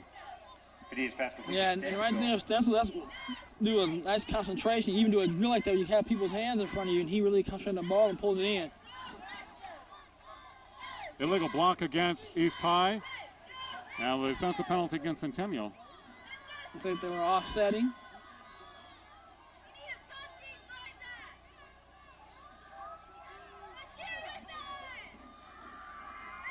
Offsetting penalties. It was hit by Brandon Wigton of Centennial. Stansel was. And they'll just repeat this 3rd down. And 3rd and 13 for the Blades. Illegal block and pass interference, offsetting penalties. As they move right to left down. across your TV dial here in the 3rd quarter. Paul Padilla, QB, had over 1,100 yards last year as a junior for the Blades. They did a long count, looking to his right, steps up, overthrows his pass, incomplete. It was almost a reception at the 45-yard line by Stansel, had his finger on it. Stansel falls incomplete. But it'll be 4th down for the Blades. And the Golden Hawks should have very good field position. Yes, they should. Stansel almost pulled in that reception, which will give him a first down, but they'll be punting the ball, and this should be some of the best field position we've seen the Golden Hawks have all night long. 21-14 in favor of the Blades. The Golden Hawks deep man standing at his own 42-yard line. For the Blades. Williams with a very short punt for East High. Gets a blade roll and rolls about 12 yards to the Centennial 44-yard line. So it wasn't pretty, but it was effective. 10:47 to play in the third quarter. It is East High 21, Centennial 14. Let's see what the Golden Hawks can do here at the third quarter. Their offense has not been that impressive tonight. One of their TDs was scored by a great hit by the defense. And a fumble return for a score by Tittlemeyer. You know, Centennial's strength is their running game to be able to ground you out and have ball control and wear your defense out. But East has been doing a good job in that first half of getting 3 and out or putting situations where they had to punt. So it'll be interesting to see how Centennial opens up. Travis Garner, quarterback, pitch back to Hildebrand. To a 45 to the outside, straight arms and goes down. Fine play by the Blaze on the far side. And the guy who made the tackle is down on the turf for East High. It looks like you got a little cramps going on right now. That's going to happen this kind of weather. You got to keep your fluids replenished and also keep your potassium levels high. You know, we can't see his number from our vantage point, but he made a fine play on Hildebrand. Did not let him break to the outside. It'll be 2nd and 10 for the Golden Hawks. It was for a no gain. That's what we're talking about. When you see an option play come out. Well, that's Mooney. That player is responsible for that. That safety is responsible for that pitch man. That's a good job of him recognizing the option and also keeping his assignment. That was Brett Mooney, number 6. One of their key players. He leans on his own power. 2nd and 10 for the Golden Hawks. Pitch back Hildebrand. Looks to cut inside. And coming up very well, the Blades. Sakamoto making the initial hit, number 5. They bounced off him and went down. So Sakamoto, who has been a key offensive player for the Blades tonight, makes a big hit defensively. And there he is right there. He comes up and feels it, and then Boone's going to finish it off. We heard about Boone at halftime. He's made some in-your-face hits tonight for East High. Number 50, Andrew Boone, part of the linebacking crew. 3rd and long for Centennial. Garner, flush out of the pocket, throws it downfield incomplete. Nobody was anywhere close to the ball. Hildebrand guarded, running an out pattern to the right side. He was covered well. Double coverage on a couple of Centennial receivers across the middle, so he just unloaded it. And punt time for the Golden Hawks. But East High, watch out. Hildebrand is back there as a blocker, remember, in the first half. He caught the ball from the center and ran about 25 yards for a first.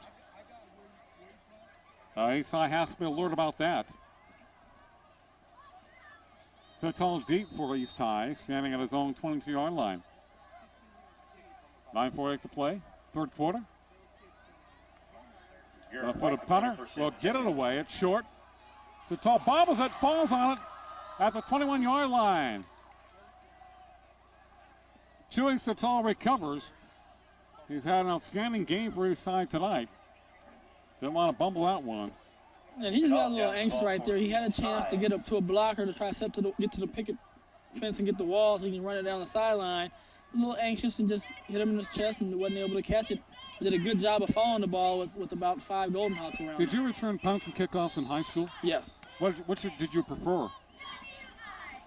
Punts in high school. Did you prefer returning punts or kickoffs? Punts in high school because you got most time they out-kick the coverage. You know, if you have a kicker that can really kick the ball, he just unloads and he kicks the coverage, so you have a lot of time to return. But kickoffs too, they're the same. It's just an opportunity to touch the ball and make a play. 1st and 10 for the Blaze. Padilla pitch back. Number 21 in the backfield. He's thrown down for about a 5 or 6 yard loss. Looked to be a little confusion on the play by the Blade, so the execution was not what they would like. Well, yeah, right there, that was just a good job of Centennial reading that reverse option this time and everybody taking their assignment. That's what you have to do whenever you go against some kind of option type of football. You got to play assignment defense, and everybody's responsible for their man. Steve Aguilar, the ball carrier, and they had nowhere to go. 9:07 to play in the third quarter. 21-14 East High. Now the Golden Hawks trying to pick it up defensively here in the third. East High has 2 receivers wide to the right.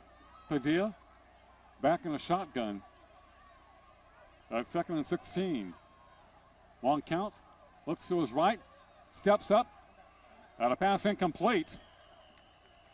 Throw it to the East Side bench. Everybody was covered very well by the Golden Hawks. It looked like a little miscommunication because the receiver broke inside and Padilla threw the ball to the outside, so could have been a little miscommunication there. Early in the season, you're going to have that. Seems like that has been the case for East on the last 2 plays. It is 3rd down and 16 for East High in their own territory at the 20-yard line. So Centennial looking to make a big play here. Get the ball back in very good field position. Stands to wide left. The man in the slot right to the blade. Padilla looking towards Stansel. As hit as he tries to throw it, he goes down, a sack. Virginia stopped by Nate Henderson. Nate Henderson, number 99, the nose guard for the Golden Hawks, making a stop.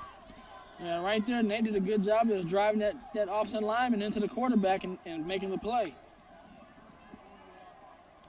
Here's right there, Nate's going to drive back and just pushes and pushes. And then they were doing a corner route, and they got a sack.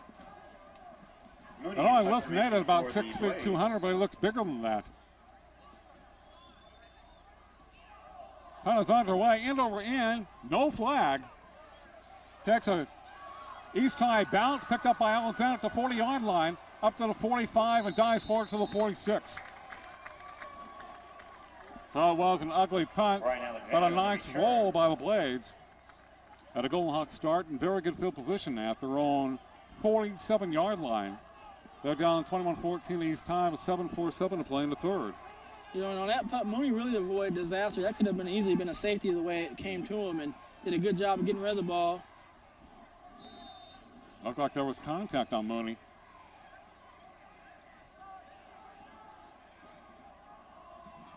Dick Earl, Pete Beagley, Travis Dobbs, Ryan Grant, Justin Matting up front for the Golden Hawks. Travis Garner. There's a play action from his 40-yard line. Over the middle pass. Incomplete. Almost caught by Alexander as he tried to sandwich. Alexander is incomplete. A couple of East Side defenders. Could not hold on. And here it is right here. This is your safety. He's doing his job. That's his job, to separate that receiver from the ball. You know, as a receiver, not much you can do except for try to do a cradle catch where you just go up and ball up on the ball like this and try to turn your back a little bit. There's not much a receiver can do on that. Well, called 2nd and 10 for the Golden Hawks at their own 47-yard line. Garner with a long count. While giving Hildebrand hitting the backfield and dropped by big Nathan Rhodes, 73. Hildebrand brought down by Rhodes. Nathan showing a lot of quickness. Yeah, he's just not a big guy. He has a lot of quickness and speed too, because he's made some plays tonight that if you're a college scout and you come out here to see Justy, you might have just seen a big prize from East High tonight. And he is only a junior. 6'7", 315 pounds. And that's legit too. 3rd and 10 for the Golden Hawks as they take their time coming up to the ball. They've had a lot of 2nd and 3rd long situations tonight. That is not their style. Ball into his left corner. Pass complete to Seeley's on the other side to the 30-yard line. A race down the sidelines. Haywood goal the distance. Touchdown, Golden Hawks. Pass complete to Nick Seeley. And Nick has some speed too. He catches that ball and turns it on. But we were talking between ourselves, and that's what I was saying about they've had some players open, and that time Garner got rid of the ball early. He didn't wait for Nick to get way down the field. He hit him early to neutralize that speed, that secondary, to make up on those pass plays. Well, I talked a lot about Justin Seeley's, but Nick Seeley's has caught a couple of touchdown passes tonight, and he has shown very good speed. 6'3", 235 pounds. What a find at tight end. And here's a PAT attempt by the Golden Hawks. Kick is up, and it is good. We have a tie ball game, 21-21, 6:44 to play in the 3rd quarter between the Golden Hawks and the Blades of East High. And here it is here. Garner's going to release that ball, gets it out early, and right there, you can't make up a ball thrown like that. Even if you had good makeup speed, and right there, Nick just leaves everybody. as he prances into the end zone right there.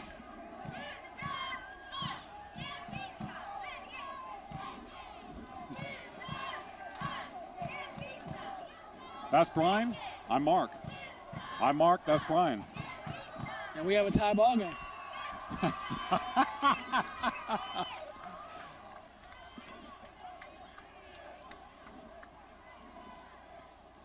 The question is, who are the real Mark and Brian? Will they please stand up, huh?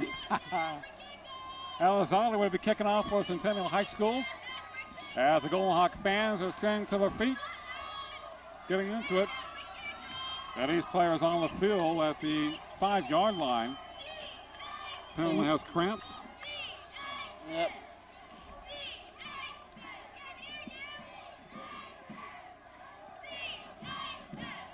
Next week we have Auburn at South on Common Cable Channel 31. Nice throw by Garner to Seeley's. And then the run after the catch by Seeley's. He has a couple of TD receptions, as does Chewy Satol for East High tonight. Carrying that ball player off the field. And that's number 41, Jack Rayleigh. He looks like he's cramping up, so they're going to help him off the field. And hopefully he'll be able to return in the game.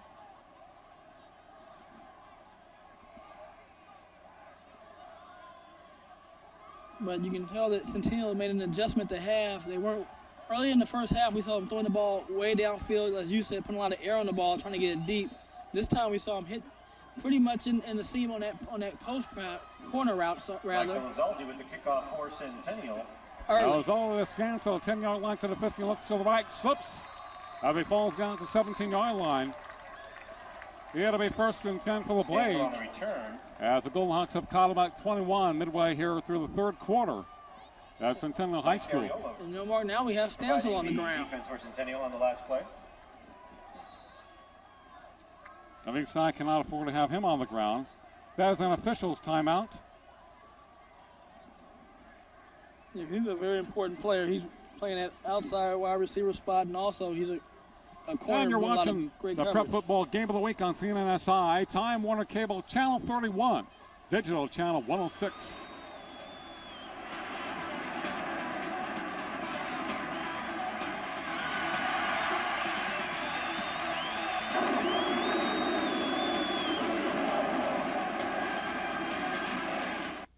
Take my online service.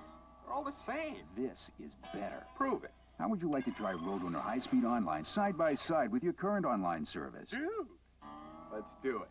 See how fast Roadrunner delivers sports and music with just a click of a button. You have 30 days to decide if Roadrunner is for you. If not, you haven't risked a thing. No risk is good. Call now and ask how you can get Roadrunner installed for as low as $49.95. Olympic boxing. This September during the Sydney 2000 Games. Watch CNBC, the home of Olympic boxing. Only CNBC has non-stop boxing action nightly from 5 to 7 Eastern and Pacific. So don't miss a punch. It's all part of the complete Olympics on NBC, CNBC, and MSNBC. Three-Way Chevrolet is a proud sponsor of exclusive Olympic coverage on CNBC.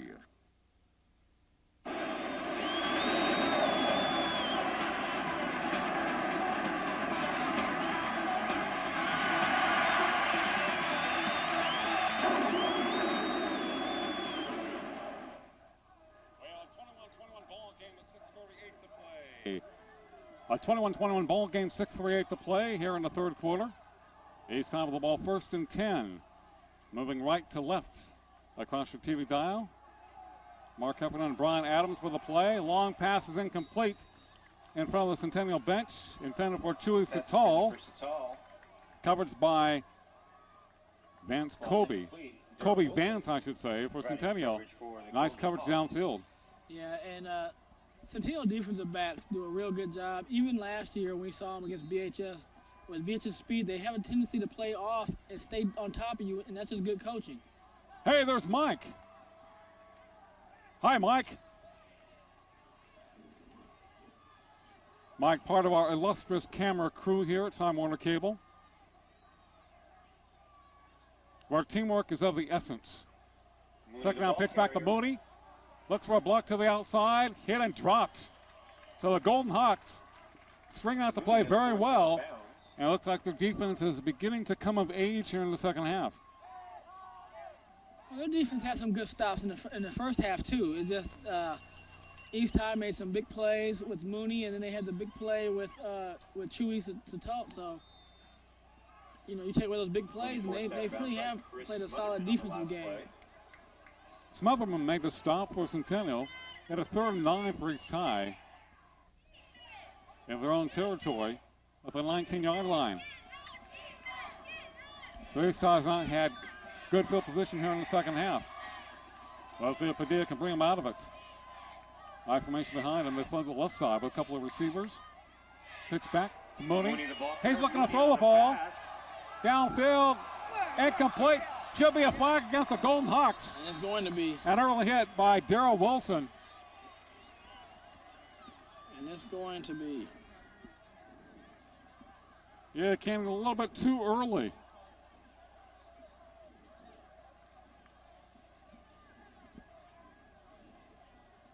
And that's going to keep this drive going right here. It's 3rd down 9. It's going to be a 1st down now.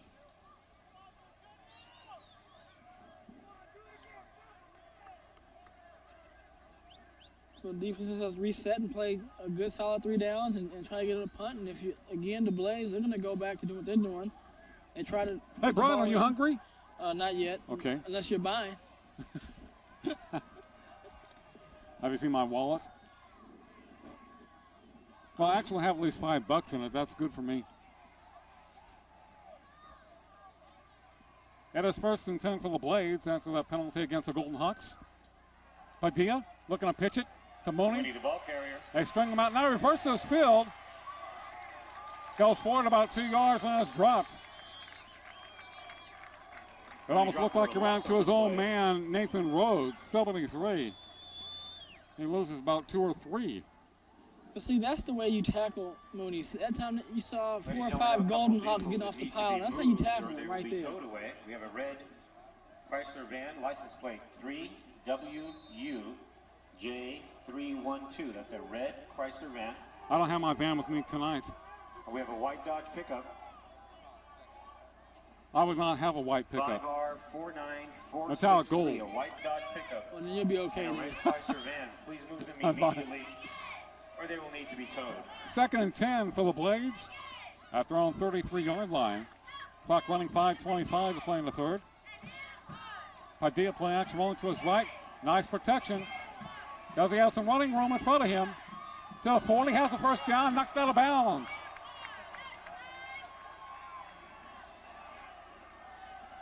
Tony Morales ran him out. Padilla knocked out of bounds by Tony Morales. And Padilla comes up limping for the Blaze, number 1. And now he's trying to run it off. He's a tough kid. Officials timeout. Padilla's on the ground now. It's like he's stretching his leg out. We got a lot of cramps going on in the East High Blade football team.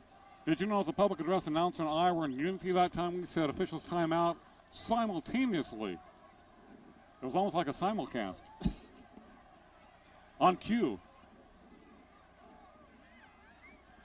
And the guys here at Time Warner are always on cue, especially when it comes to football coverage.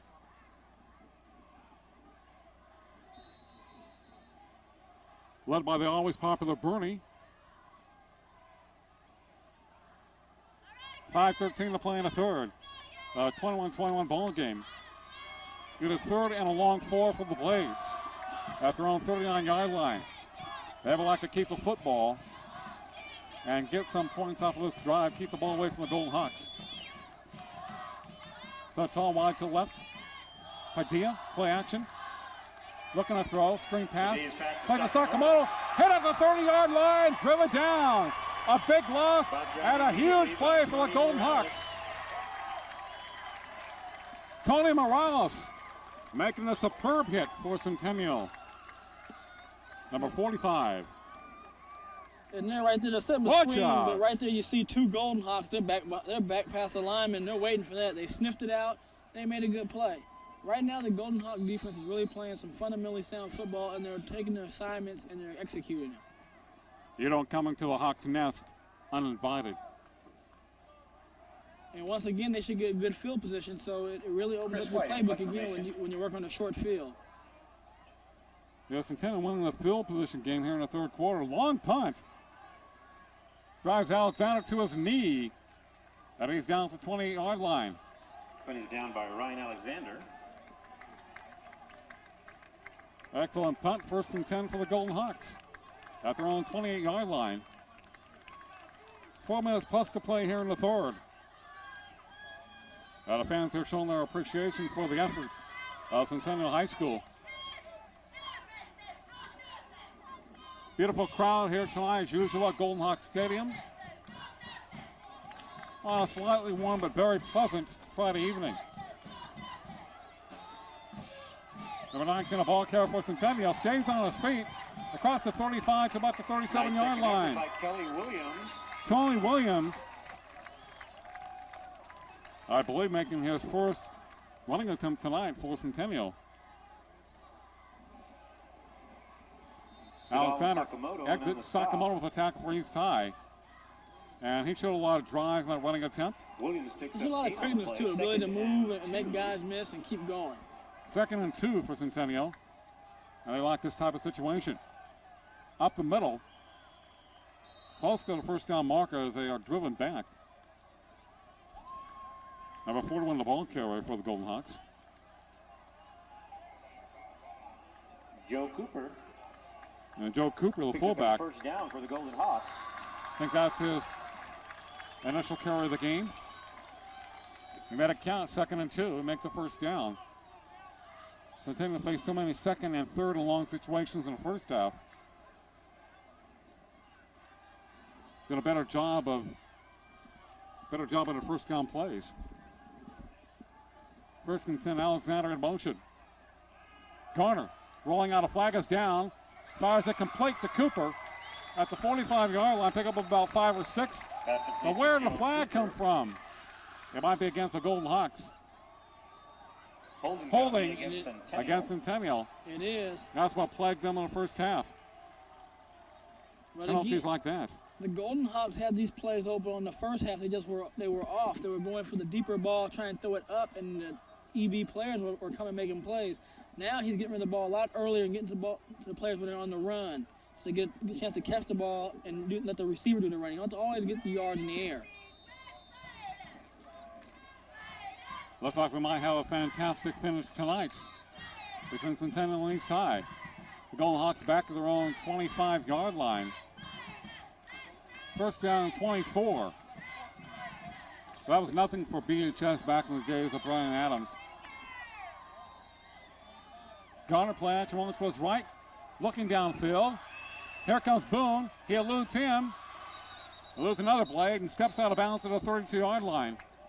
Garner keeps the ball. So very short pickup by Travis Garner, the quarterback. Excellent coverage downfield for the Blades. Garner stopped by Jock. You know, and Garner showed doing something that good quarterbacks do, smart quarterbacks do. He didn't try to force the ball into any coverage.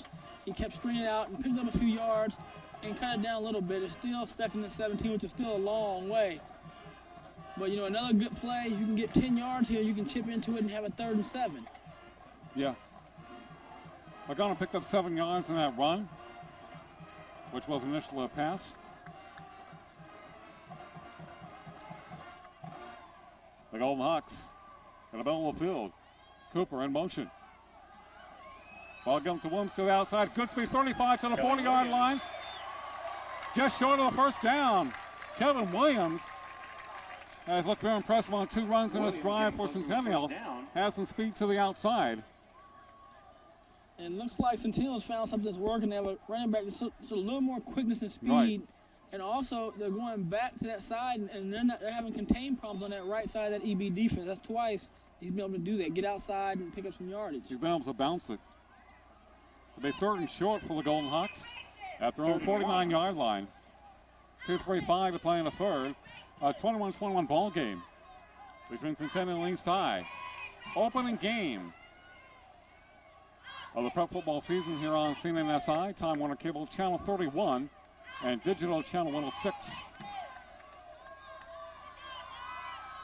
East High showing blitz. I believe the Blades were off sides. A little bit too anxious. That will give the Golden Hawks a first down at East Side territory at the 46-yard line. Little gift. Guarded a little hard count like old John Elway used to do. First penalty gives Centennial a first down. Well, we had a 21-14 game at halftime in favor of East. And obviously the second half slowed down quite a bit offensively for both teams. Garner, the throw. Overshoots Seelish at about the 35-yard line. Double coverage by East High. Pass intended for Seelig. And Seelig has had a couple of TD receptions today. One in the first quarter and the other one here in this quarter. Yeah, and on that play, Alexander is the one that popped out open. Those receivers have been crossing a couple times tonight, and that time it was Alexander who was open. We will call it 2nd and 10 for the Golden Hawks. Moving left to right here in the third quarter. In the winning stages of the third, 1:55 to play. In the slot, Alexander runs with the ball. Breaks the tackle, dives across the 45 to about the 44-yard line. Williams for the Golden Hawks. And the Golden Hawks trying to keep the ball on the ground, chew up some clock, Gomez and Torres. and eventually score. Gomez and Torres converging on the tackle for East High. 3 on about 8.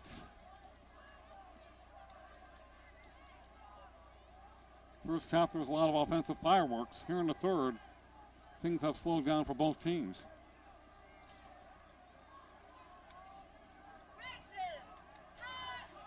So backs behind Garner. Play action from midfield, looking downfield. Fires it. Oh, incomplete. Whoa. Pass intended for Payne is incomplete.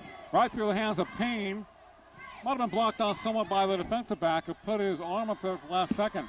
But it looked like it was catchable. And right here, I think both teams dodged the bullets. I think right there, if Chewy doesn't fall down, he has a chance to make an interception, and he falls. And then we have the receiver drops the ball and misses it for a touchdown. So both teams dodged the bullet. Wow.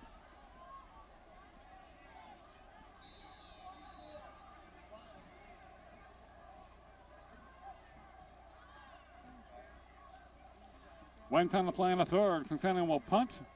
Garrett White with the punt. White with a nice Vital. high punt. Takes a Centennial roll, but I think it goes through the end zone. Looked like the ball was going to bounce from left to right. But East High will have it at their own 20-yard line with 1 minute left here in the third. A 21-21 ball game.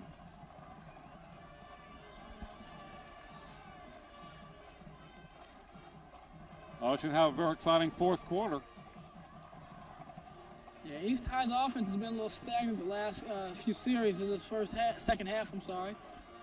You know, you got to give some credit too. Also, that the linebacking core who leads this team is doing a real good job on those first runs and putting East High in those 3rd and 12s and long yardage. Well, East High had better field position to start their drives in the first half. They've been back inside their 20 here in the third quarter. And the Golden Hawks have done a better job defensively. Padilla looking to his right. Steps up. Pass incomplete. Intended for Mooney. Underthrew him. But Brent would not have gone too far if he caught that ball. Robert Moncada. It'll be 2nd and 10 for East High. Robert Moncada, please report to the snack bar immediately. East High seemed to be much sharper offensively in the first half. The communication has not quite been there here in the third quarter. Well, I think, too, again, there was some pressure by a defensive lineman pushing an offensive lineman upfield and looked like got the arm hit a little bit. The ball came out a little wobbly. His ball was like that. You think somebody hit it or he threw his arm into the offensive lineman. 2nd and 10 for the Blaze. Padilla had trouble with the snap, looking to his left. Fires it over the middle, complete to Sital. Has the first down, goes down to 33. So Chewy had a couple of TD receptions in the first half, makes a big catch here. You know, that just might be what the Blade offense needs, is to have a good play with no penalty flags and to get you kick-started. But again, right there, I mean, if Padilla has time, he can sit back and say he throws a real nice ball. They fires that one over the middle. 1st and 10 for East High. 35 seconds to play here in the third. 1st and 10 for the Blaze at their own 32-yard line. Padilla looking over the defense. 3-4 situation for Centennial. Rolling to his right. Steps up.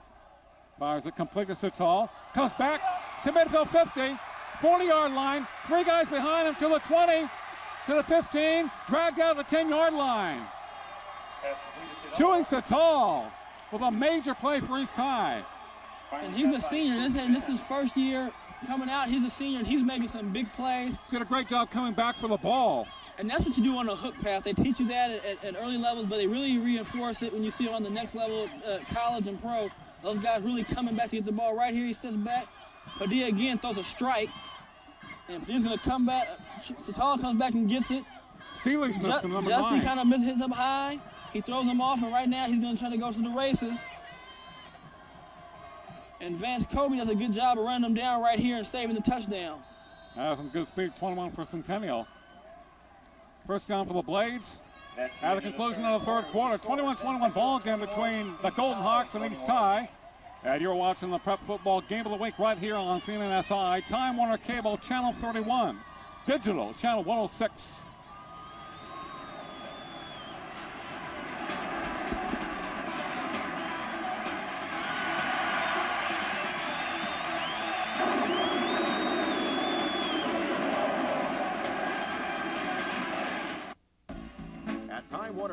We can make all your precious memories available for viewing for years and years to come. Sit back and watch your greatest moments come to life on your television set as we transfer your most memorable photos to video and set them to your favorite music.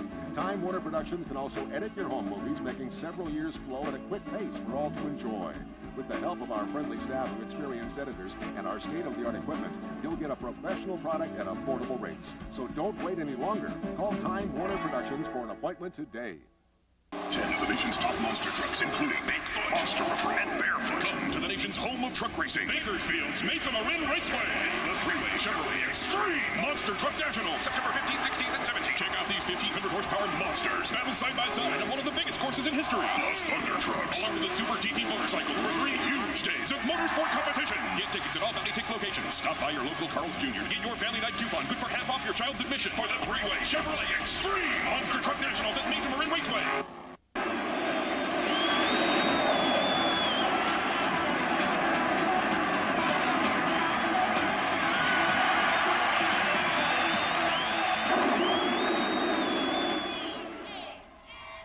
We begin the fourth quarter. He's now with the ball. There's Sakamoto hit at the 10-yard line, dives forward to about the 9. So the Blades trying to regain the lead against the Golden Hawks at Golden Hawks Stadium on the campus of Centennial High School. Joey Sital has been a big, major offensive force for East High tonight. A couple of TD receptions and a long run after his last reception. Setting up East High deep in Centennial territory at the 8-yard line. Second at goal from the 7. So it's all wide right. Stansel. Wide to left, Sakamoto and Mooney in the backfield. Sakamoto slot right. Paul Padilla looking to his left for Stansel. Throws it high and out of the end zone. Padilla's pass intended for Stansel. Now, they didn't connect on that play, but that was a beautiful route that Stansel just ran. He runs that little quick in, and he goes back to the corner. It's a beautiful route. Kobe Vance on the coverage for the Golden Hawks, number 21. He made that TD saving tackle on Chewy Sital moments ago, late in the third. And the Golden Hawk fans standing to their feet, cheering their defense on. Chance a wide left. Sital to the right. A noise here. Padilla falls down as he backs up, getting ready to throw. That is basically a wasted down for East High. Constantly trip for Paul Padilla. It'll be fourth down. Got stepped on there by his offensive lineman and tripped down. And watch out. Here it is right here. Doesn't quite get his foot out of the way of the center and falls over.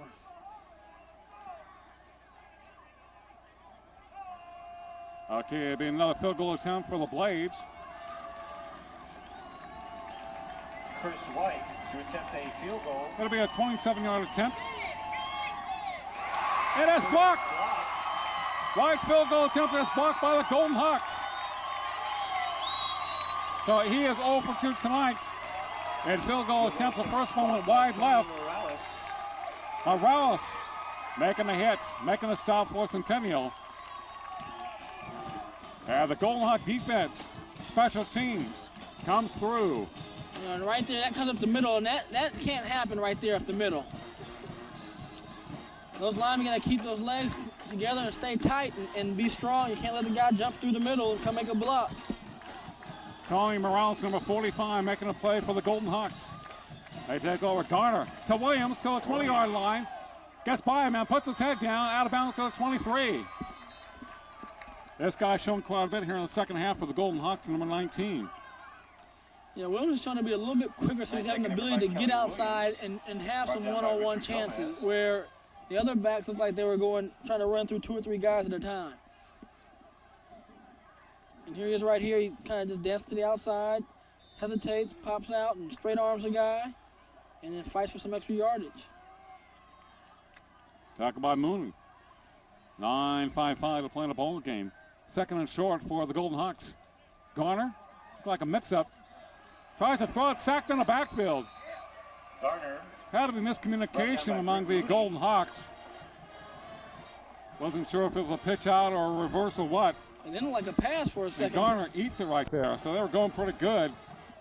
And he loses some big yardage. It'll be 3rd and 8 for the Golden Hawks. They had 2nd and 3, now 3rd and long 7. You know, like you said earlier, these are the downs, situations that the Golden Hawks are trying to avoid is the 3rd and 8, and 3rd and longer. Travis Garner, quarterback, QB for Centennial, have a man in motion. Guarded by Stansel. Play action rolling to his right, looking downfield. The pass complete to Williams. Has a first down to the 30-yard line.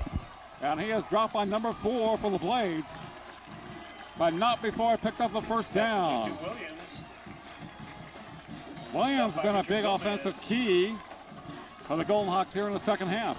Williams picks up. And again, even in the first half, this rollout play, they've had guys open in the first half, and again, you continue to see wide open Golden Hawk receivers like that. Richard Gomez with a tackle for the Blades. Gomez, Rayleigh Boone, the linebackers. Aguilar stands to the corners. Did a good job tonight. Sakamoto, Mooney at safety for the Blades. 1st and 10.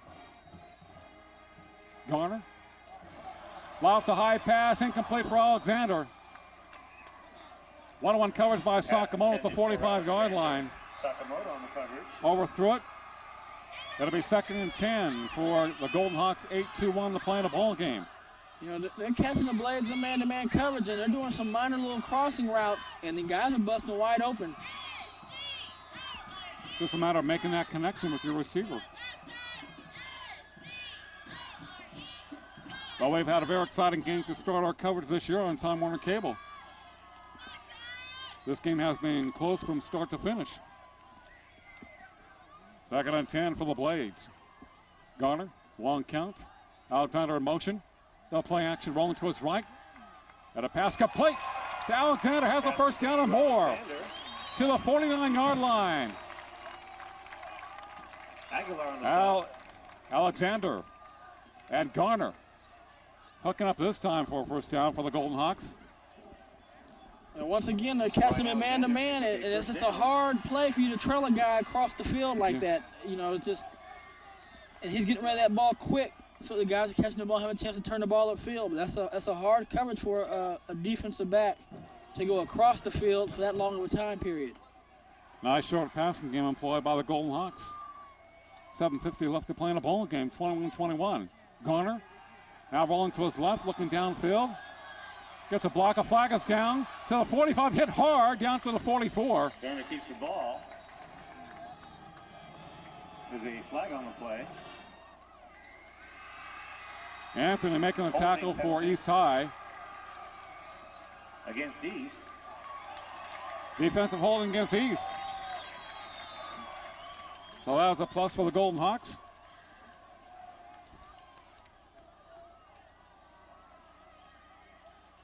A tie ball game. At a costly mistake, a costly penalty against the Blades. Holding penalty gives Centennial a first down. At a Golden Hawks inside a 35-yard line in east side territory. So the Blades have not scored a point here in the second half. No, and you know, they've had 2 opportunities to put 6 on the board with 2 field goals and had one blocked and one was, like I said, wide left. So, you know, you got to take advantage of opportunities. I talked about the fact that Centennial was a very good second half team, especially here at home. Hildebrand, big open to the 30-yard line, down to the 29. A tackle by Richard Gomez for the Blades. Hildebrand stopped by Jerry Guantes. And Guantes. 2nd and 5 for the Golden Hawks. You know, and the Blades defense has been on the field for a long period of time in the second half, and you got to wonder with the warm weather, are they wearing down? You know, right now is when you got to kind of have a gut check and say, you know, we need to step up and make a couple plays. Let's put the pressure on them to either decide to go for a field goal or punt the ball. We have 4 or 5 guys that go both ways in our team. 6:50 to play. Hildebrand to the outside, gets past Stansel to the 20-yard line, puts his head down to the 12. 1st and 10 for the Golden Hawks. Able to slip past Stansel. Darren Hildebrand stopped by Hildebrand, a very rested running back because Williams has been carrying the ball quite a bit here in the second half. Right there, good block right there. And Stansel will come up a little shallow, takes a bad angle. Hildebrand's able to get out and turn it up. Right there, if you're the corner, you want to come up with that left field shoulder on the outside and make that guy turn inside of you. You don't want him to get outside. You're like the last level of defense except for your safety. It is 1st and 10 for the Golden Hawks. Hildebrand again, nice block up middle to the 5. Powers his way close to the goal line. Carrying Blades on his back. At a clock winding down to the 6-minute mark. No pun intended. And now right now you got a tired defense because now you're starting to see this offensive line just push these guys back. And running backs are going 3 and 4 yards before they're getting hit.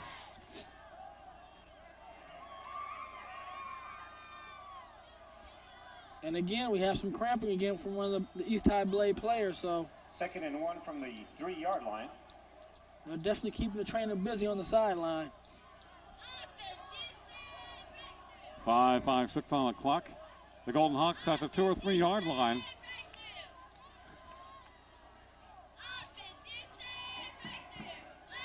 And the Golden Hawks looking for a touchdown in the situation. Third quarter score, Foothill 7, North High 6.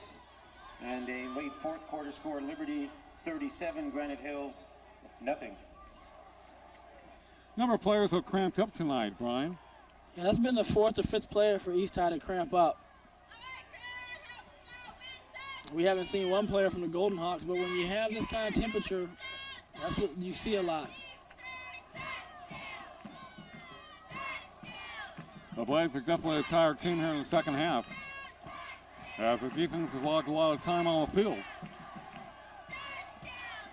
The offense has been unable to move the football in the final 2 periods. The Golden Hawks, 2nd and 1. Hildebrand, left side, has a block. Dives to the end zone. Hildebrand in for the Touchdown, touchdown. Centennial. You know, this is really the Golden Hawks' first drive. They've scored on big plays. Fumble recovery, 2 big passes to Nick. So, I mean, that's their first true drive of the night. And that gives them the lead. Now, every time they've done that, East High's come back and answered. They're going to have to come back and dig down deep now, and the offense comes back on the field. The Golden Hawks back on top, 27-21. The PAT is up, and it is good. 5:45 to play in a ball game. Centennial 28 and Eastside 21. Centennial 28. They're just going to just power this ball off tackle right here. And he puts his head down and dives for the goal line. Good play. Nice block by number 65, left tackle Justin Matting of Centennial. And the offensive line of Jake Earl, Pete Beagley, Travis Dobbs, Ryan Grant, and Madden doing a great job here in the second half. That was Centennial football's past drive. Yeah, and this drive what they do best. They wear you down, and that's what they do. You said they're a good second half team. That's what makes them a good second half team, is the ability to wear down the defense. And then when they need those gut check drives, they're still going strong, and they're going to wear you out. But they have to come back though and keep playing that solid defense, and they can't afford to let the big play happen on this possession coming up, because East High has the ability to make some big plays. Well, the Blades been very quiet offensively here in the second half. They have not scored. They led 21-14 at one point. Now they're down by 7, 28-21. So the Blades have plenty of time to answer. A touchdown by the Golden Hawks. We'll see what happens. Off for Centennial.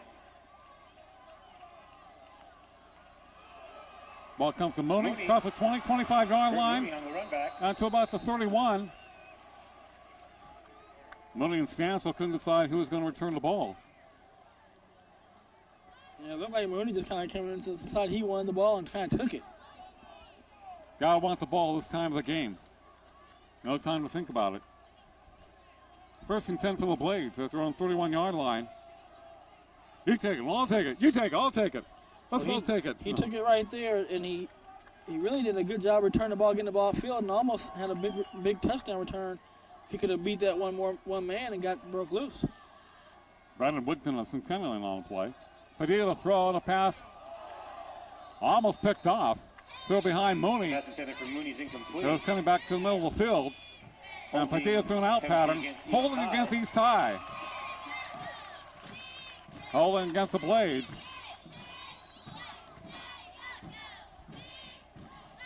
Now the Blades going backwards. 5:33 on the clock. And 28-21 in favor of Centennial.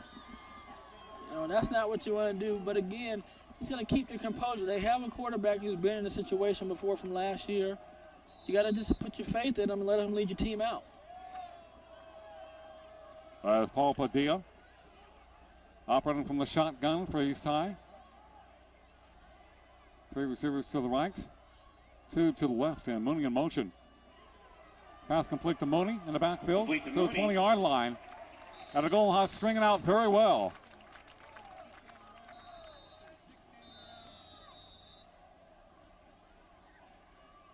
Very, very short gain.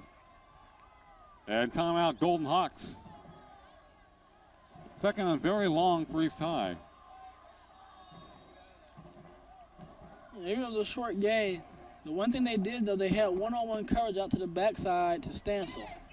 So, sometimes you got to be real careful when the teams do so like that. They try to set you up and get everybody to flood over there and make a big play with a one-on-one play on the backside. Well, the Golden Hawks in the second half have done a great job adjusting to the East High offense. Seemingly they smell out about every other play. Their defense have strung out the wide plays very well. Except for that one play, they haven't gotten beat deep. Leslie King to the snack bar, please. Leslie King. No, thanks to the speed of Kobe Vance, East High did not pick up a touchdown. Yeah, and didn't get a field goal either. Right. They had a long run by Sital. Yeah. So you're looking at, they dodged some bullets, and it could be a one-point game. Right now, she had 2 field goals, but they don't. They're down by 7, and right now, like I said, they said to dig down deep, and they got to make a decision as a team, the unit out there, to just make some plays. I don't think they have to go for a big play, but just short plays and eat some yards back up like we saw Centennial do when they had the long first down. Second and 18 for the Blades. Padilla from the shotgun. Look goes left. Here comes the rush. Rolls back to his right, fires it. Is it complete? In front of the Golden Hawk bench at a 31-yard line to Sakamoto. Coverage by Justin Sealeach, number 9 for the Golden Hawks. And that's that mobility you see when you have a quarterback that's mobile. He's able to avoid the rush, and he picks up about 8 yards or so, but instead of being 3rd and 20-something with a sack, now you're 3rd and 12, and that's a down distance that that you have a chance to make. 3rd and 11 for East High. Padilla looking to his left. The pass underthrown to Stansel. Covered by number 42, Brandon Wickton. Stansel falls incomplete. Excellent defense by the Golden Hawks. It is 4th down and 11. 4:43 on the clock. It looks like they're going to go for it. They're going to put it out and try to pick up this first down. So this could be do or die right now for the Blades on this down. Now each time we'll call a timeout. Timeout. Think about it a little bit more. They're in their own territory at the 30-yard line. 4th down and 11.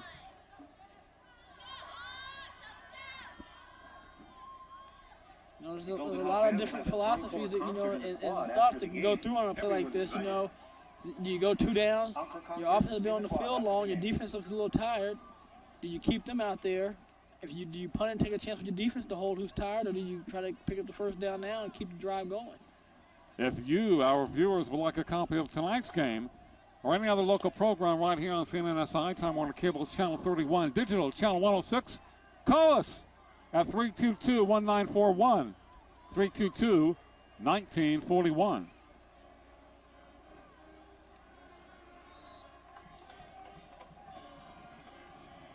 Fourth down, 11 for East High at their own 30-yard line.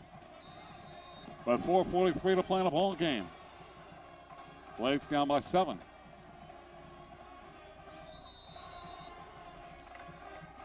Timeout Centennial. Yep, now the Golden Hawks counter with a timeout. They're going to go over this and tell them, hey, look for the fake punt. Make sure everybody's thinking about that. Because right now you're not worried about return. You're returning if you have a guy back to the field, you're returning about fielding the ball, and that's it. You're not worried about returning the ball, setting up a return. So to make sure nobody does the fake punt on you and picks up this first down. So the Blades call a timeout, then Centennial call a timeout. In front of the Booster Cafe. Rita Bayo to the Booster Cafe. Now we get back to the action. 4th down, 11 to go for East High at their own 30-yard line.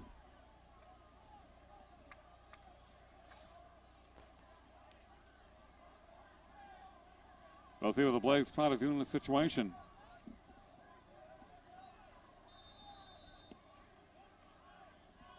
Looks like the Blades are going to punt it. But there might be a fake. Sakamoto back at his own 25-yard line. He has a running back for East High. They're going to kick it away. Chris White, the punter. Chris White bangs it out for East High. Takes a blade bounce. Rolls about 17 yards. It'll be 1st and 10 for the Golden Hawks at their own 23-yard line.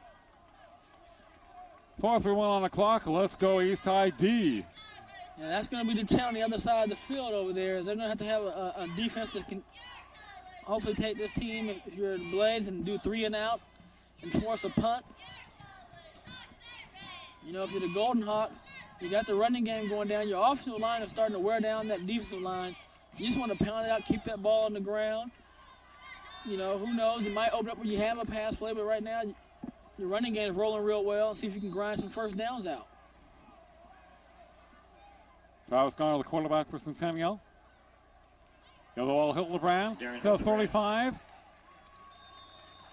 I think it goes out of bounds at a 30. No, it doesn't. The clock continues to run.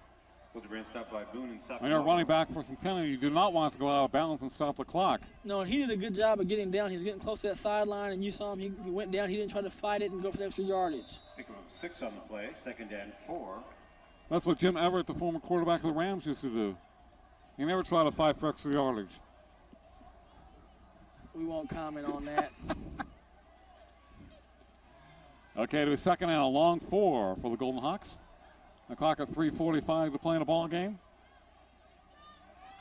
They try to eat up that clock here in the 4th quarter. Latter stages. Hildebrand, look out, blocking in front. Hildebrand once again. Puts his head down. And he is close to that first down marker at the 39-yard line. Mooney and Hernandez in on the stop. Hildebrand picks up another first down. Money on the stop, 1st and 10 for the Golden Hawks. As the clock continues to run in their favor. They're up by 7, 28-21. Now the Golden Hawks taking their time here in the 4th quarter.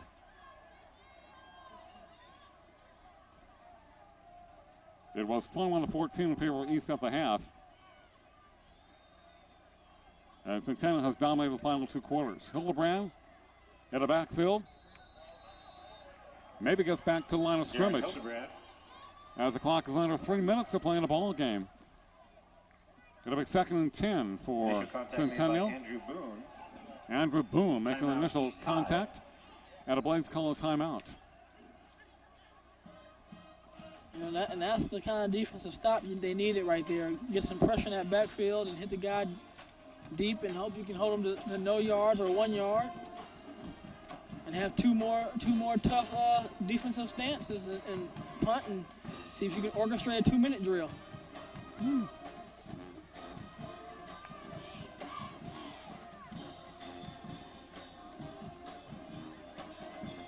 We are above the press box at Centennial High School for our season opener for the year 2000 between the Golden Hawks and the Blades of East High.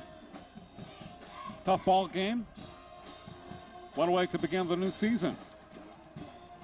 Our 5th year of prep football coverage on Time Warner Cable. Now Channel 31, Digital Channel 106. 2nd and 10 for Centennial.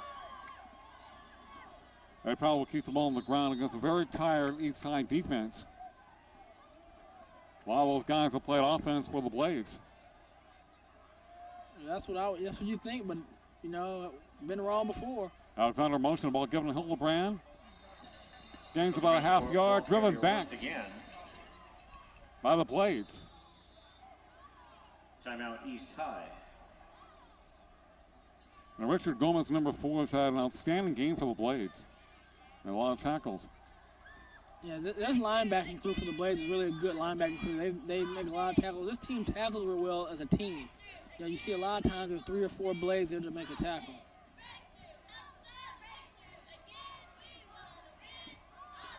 Both teams talking things over with their coaches on the field.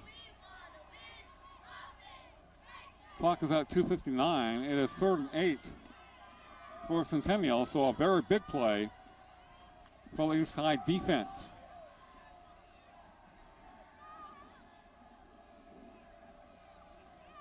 As a former announcer would say, this is the play of the game. Well, we got a little too much time yet for this.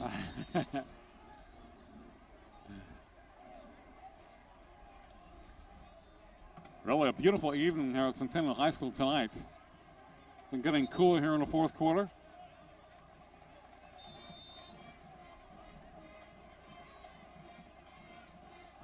Okay, 3rd and a long 8 for the Golden Hawks at their own 37-yard line. One receiver wide to the left. Garner and company. Looked like East High was offsides. Yeah, and that's the 3rd one tonight where he's in that hard count and has gotten somebody to jump. It'll go from 3rd and 8 to 3rd and 3 for the Golden Hawks. As they're across the 40 to about the 41-yard line. And I wouldn't be surprised if he hard counts one more time either. One more time and it's all over. 3rd and 3 for the Golden Hawks at their own 41-yard line. They're up by 7 over the Blades. Garner with a count. Rolls goes right, it's going to keep it to the 42-yard line and driven down. It'll be 4th down for the Golden Hawks. The clock is running at 2:45. Gets back to the line of scrimmage. So Garner running wide on the play. Eventually tries to cut back and is driven down. 2 extra tall back deep for East High, his own 20-yard line. As the clock continues to roll for Centennial. At the 2:25 mark. High punt. That's a return ball right there. Towards the 20-yard line. And by Garrett White. No blockers in front of him. He does not get out of bounds, but it gets to the 25-yard line. And that's the kind of ball as a punt returner that you want to be able to return. It's a lower ball, not hanging in the air long. He just didn't have the blockers outside. Once he got outside, if he could have got 1 or 2 guys picked off, could have been big trouble. We'll see what each side can do here, throwing 25-yard line down by 7. 2:12 to play in a ball game. It has been a very slow second half for the Blades. Boone, Rhodes, Mooney, Stansel. A number of Blades have gone both ways tonight. At least 5 or 6 of them. Padilla looking to his left. Steps up. Tittlemeyer in his face. And now he goes down. It's a big play by Tittlemeyer right there, too. Tittlemeyer with assistance by Chris Smotherman for Centennial. Got a big sack job on Paul Padilla, quarterback of East High. 2nd and 16 for the Blades. Deep in their own territory inside the 20-yard line. You know, that O-line's getting tired, but they have to buckle down. They can't let that happen right there. So Tom wide to the right. They play the left side with a couple of receivers. Padilla to throw. Here comes the pressure. He's down again. Padilla brought down by Tony Morales. Tony Morales, 45.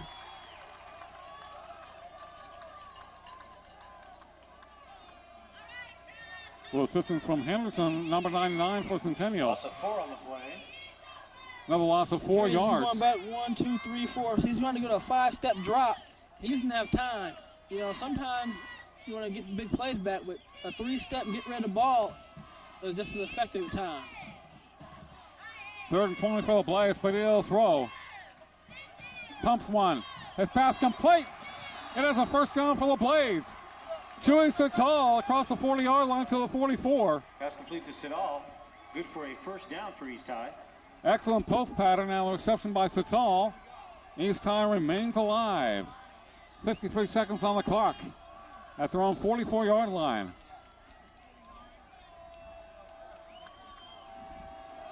Paul Padilla, quarterback. The clock is running. Looking to his left. Here's protection of pass. Incomplete. Intended for Chewy. On the left side. 41 seconds left. Each time their own territory. But putting up a game against Centennial.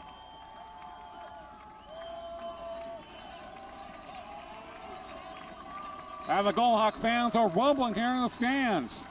Oh, yeah. You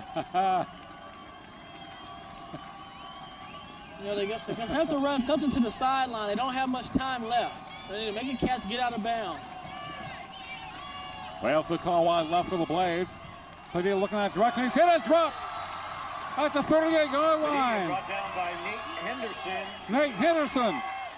They got to get back. Well, the second sack tonight, number 99, doing a great job. The clock running. 24 seconds left. East High down by 7 at their own 39-yard line. And Padilla has to make something happen in a hurry. Back. Out pattern, it is picked off on the far side. And that should do it. Interception by Darrell Wilson. Darrell Wilson, number 33, with the interception for the Golden Hawks. 6 seconds on the clock. Golden Hawks have come with a very, very tough victory over East High. Yeah, I think East High's going to cause a lot of problems in that Southeast Yosemite League. You know, they're defending champions. You know, and although they didn't win tonight, but you know they're going to be a force in that league. But the Golden Hawks very tough. Centennial 6th consecutive victory over East High, but like most of the other ones, a very tough game. And this one going down to the wire tonight at Centennial High School. So East will be 0-1. Centennial 1-0 at the beginning of the 2000 season. The Blades compete in the Southeast Yosemite League and Centennial in the Southwest Yosemite League. Both are prime contenders in their respective leagues. Final score tonight, the Golden Hawks 28, East High Blades 21. What a ball game to begin this season.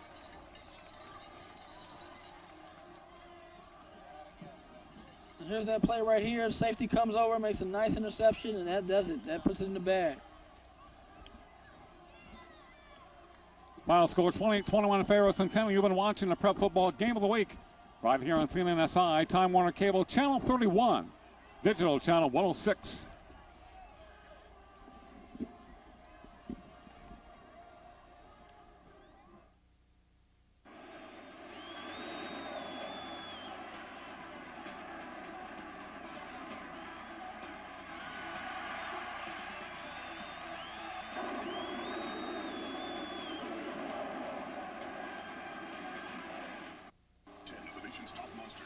including Bigfoot, Monster River, and Barefoot. Come to the nation's home of truck racing, Bakersfield's Mesa Marin Raceway. It's the three-way Chevrolet Extreme Monster Truck National, September 15th, 16th, and 17th. Check out these 1,500 horsepower monsters battle side by side on one of the biggest courses in history. Plus Thunder Trucks, along with the Super TT motorcycles for 3 huge days of motorsport competition. Get tickets at all Valley Tix locations. Stop by your local Carl's Jr. to get your family night coupon, good for half off your child's admission for the three-way Chevrolet Extreme Monster Truck Nationals at Mesa Marin Raceway. Change my online service. They're all the same. This is better. Prove it. How would you like to try Roadrunner High-Speed Online side by side with your current online service? Dude, let's do it. See how fast Roadrunner delivers sports and music with just a click of a button. You have 30 days to decide if Roadrunner is for you. If not, you haven't risked a thing. No risk is good. Call now and ask how you can get Roadrunner installed for as low as $49.95.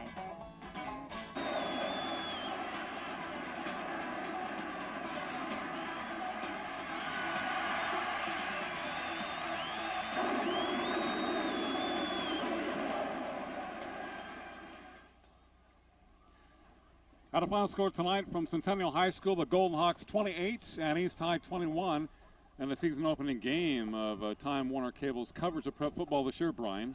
Yeah, and it couldn't have been a better game. It went down to the final minutes of the game.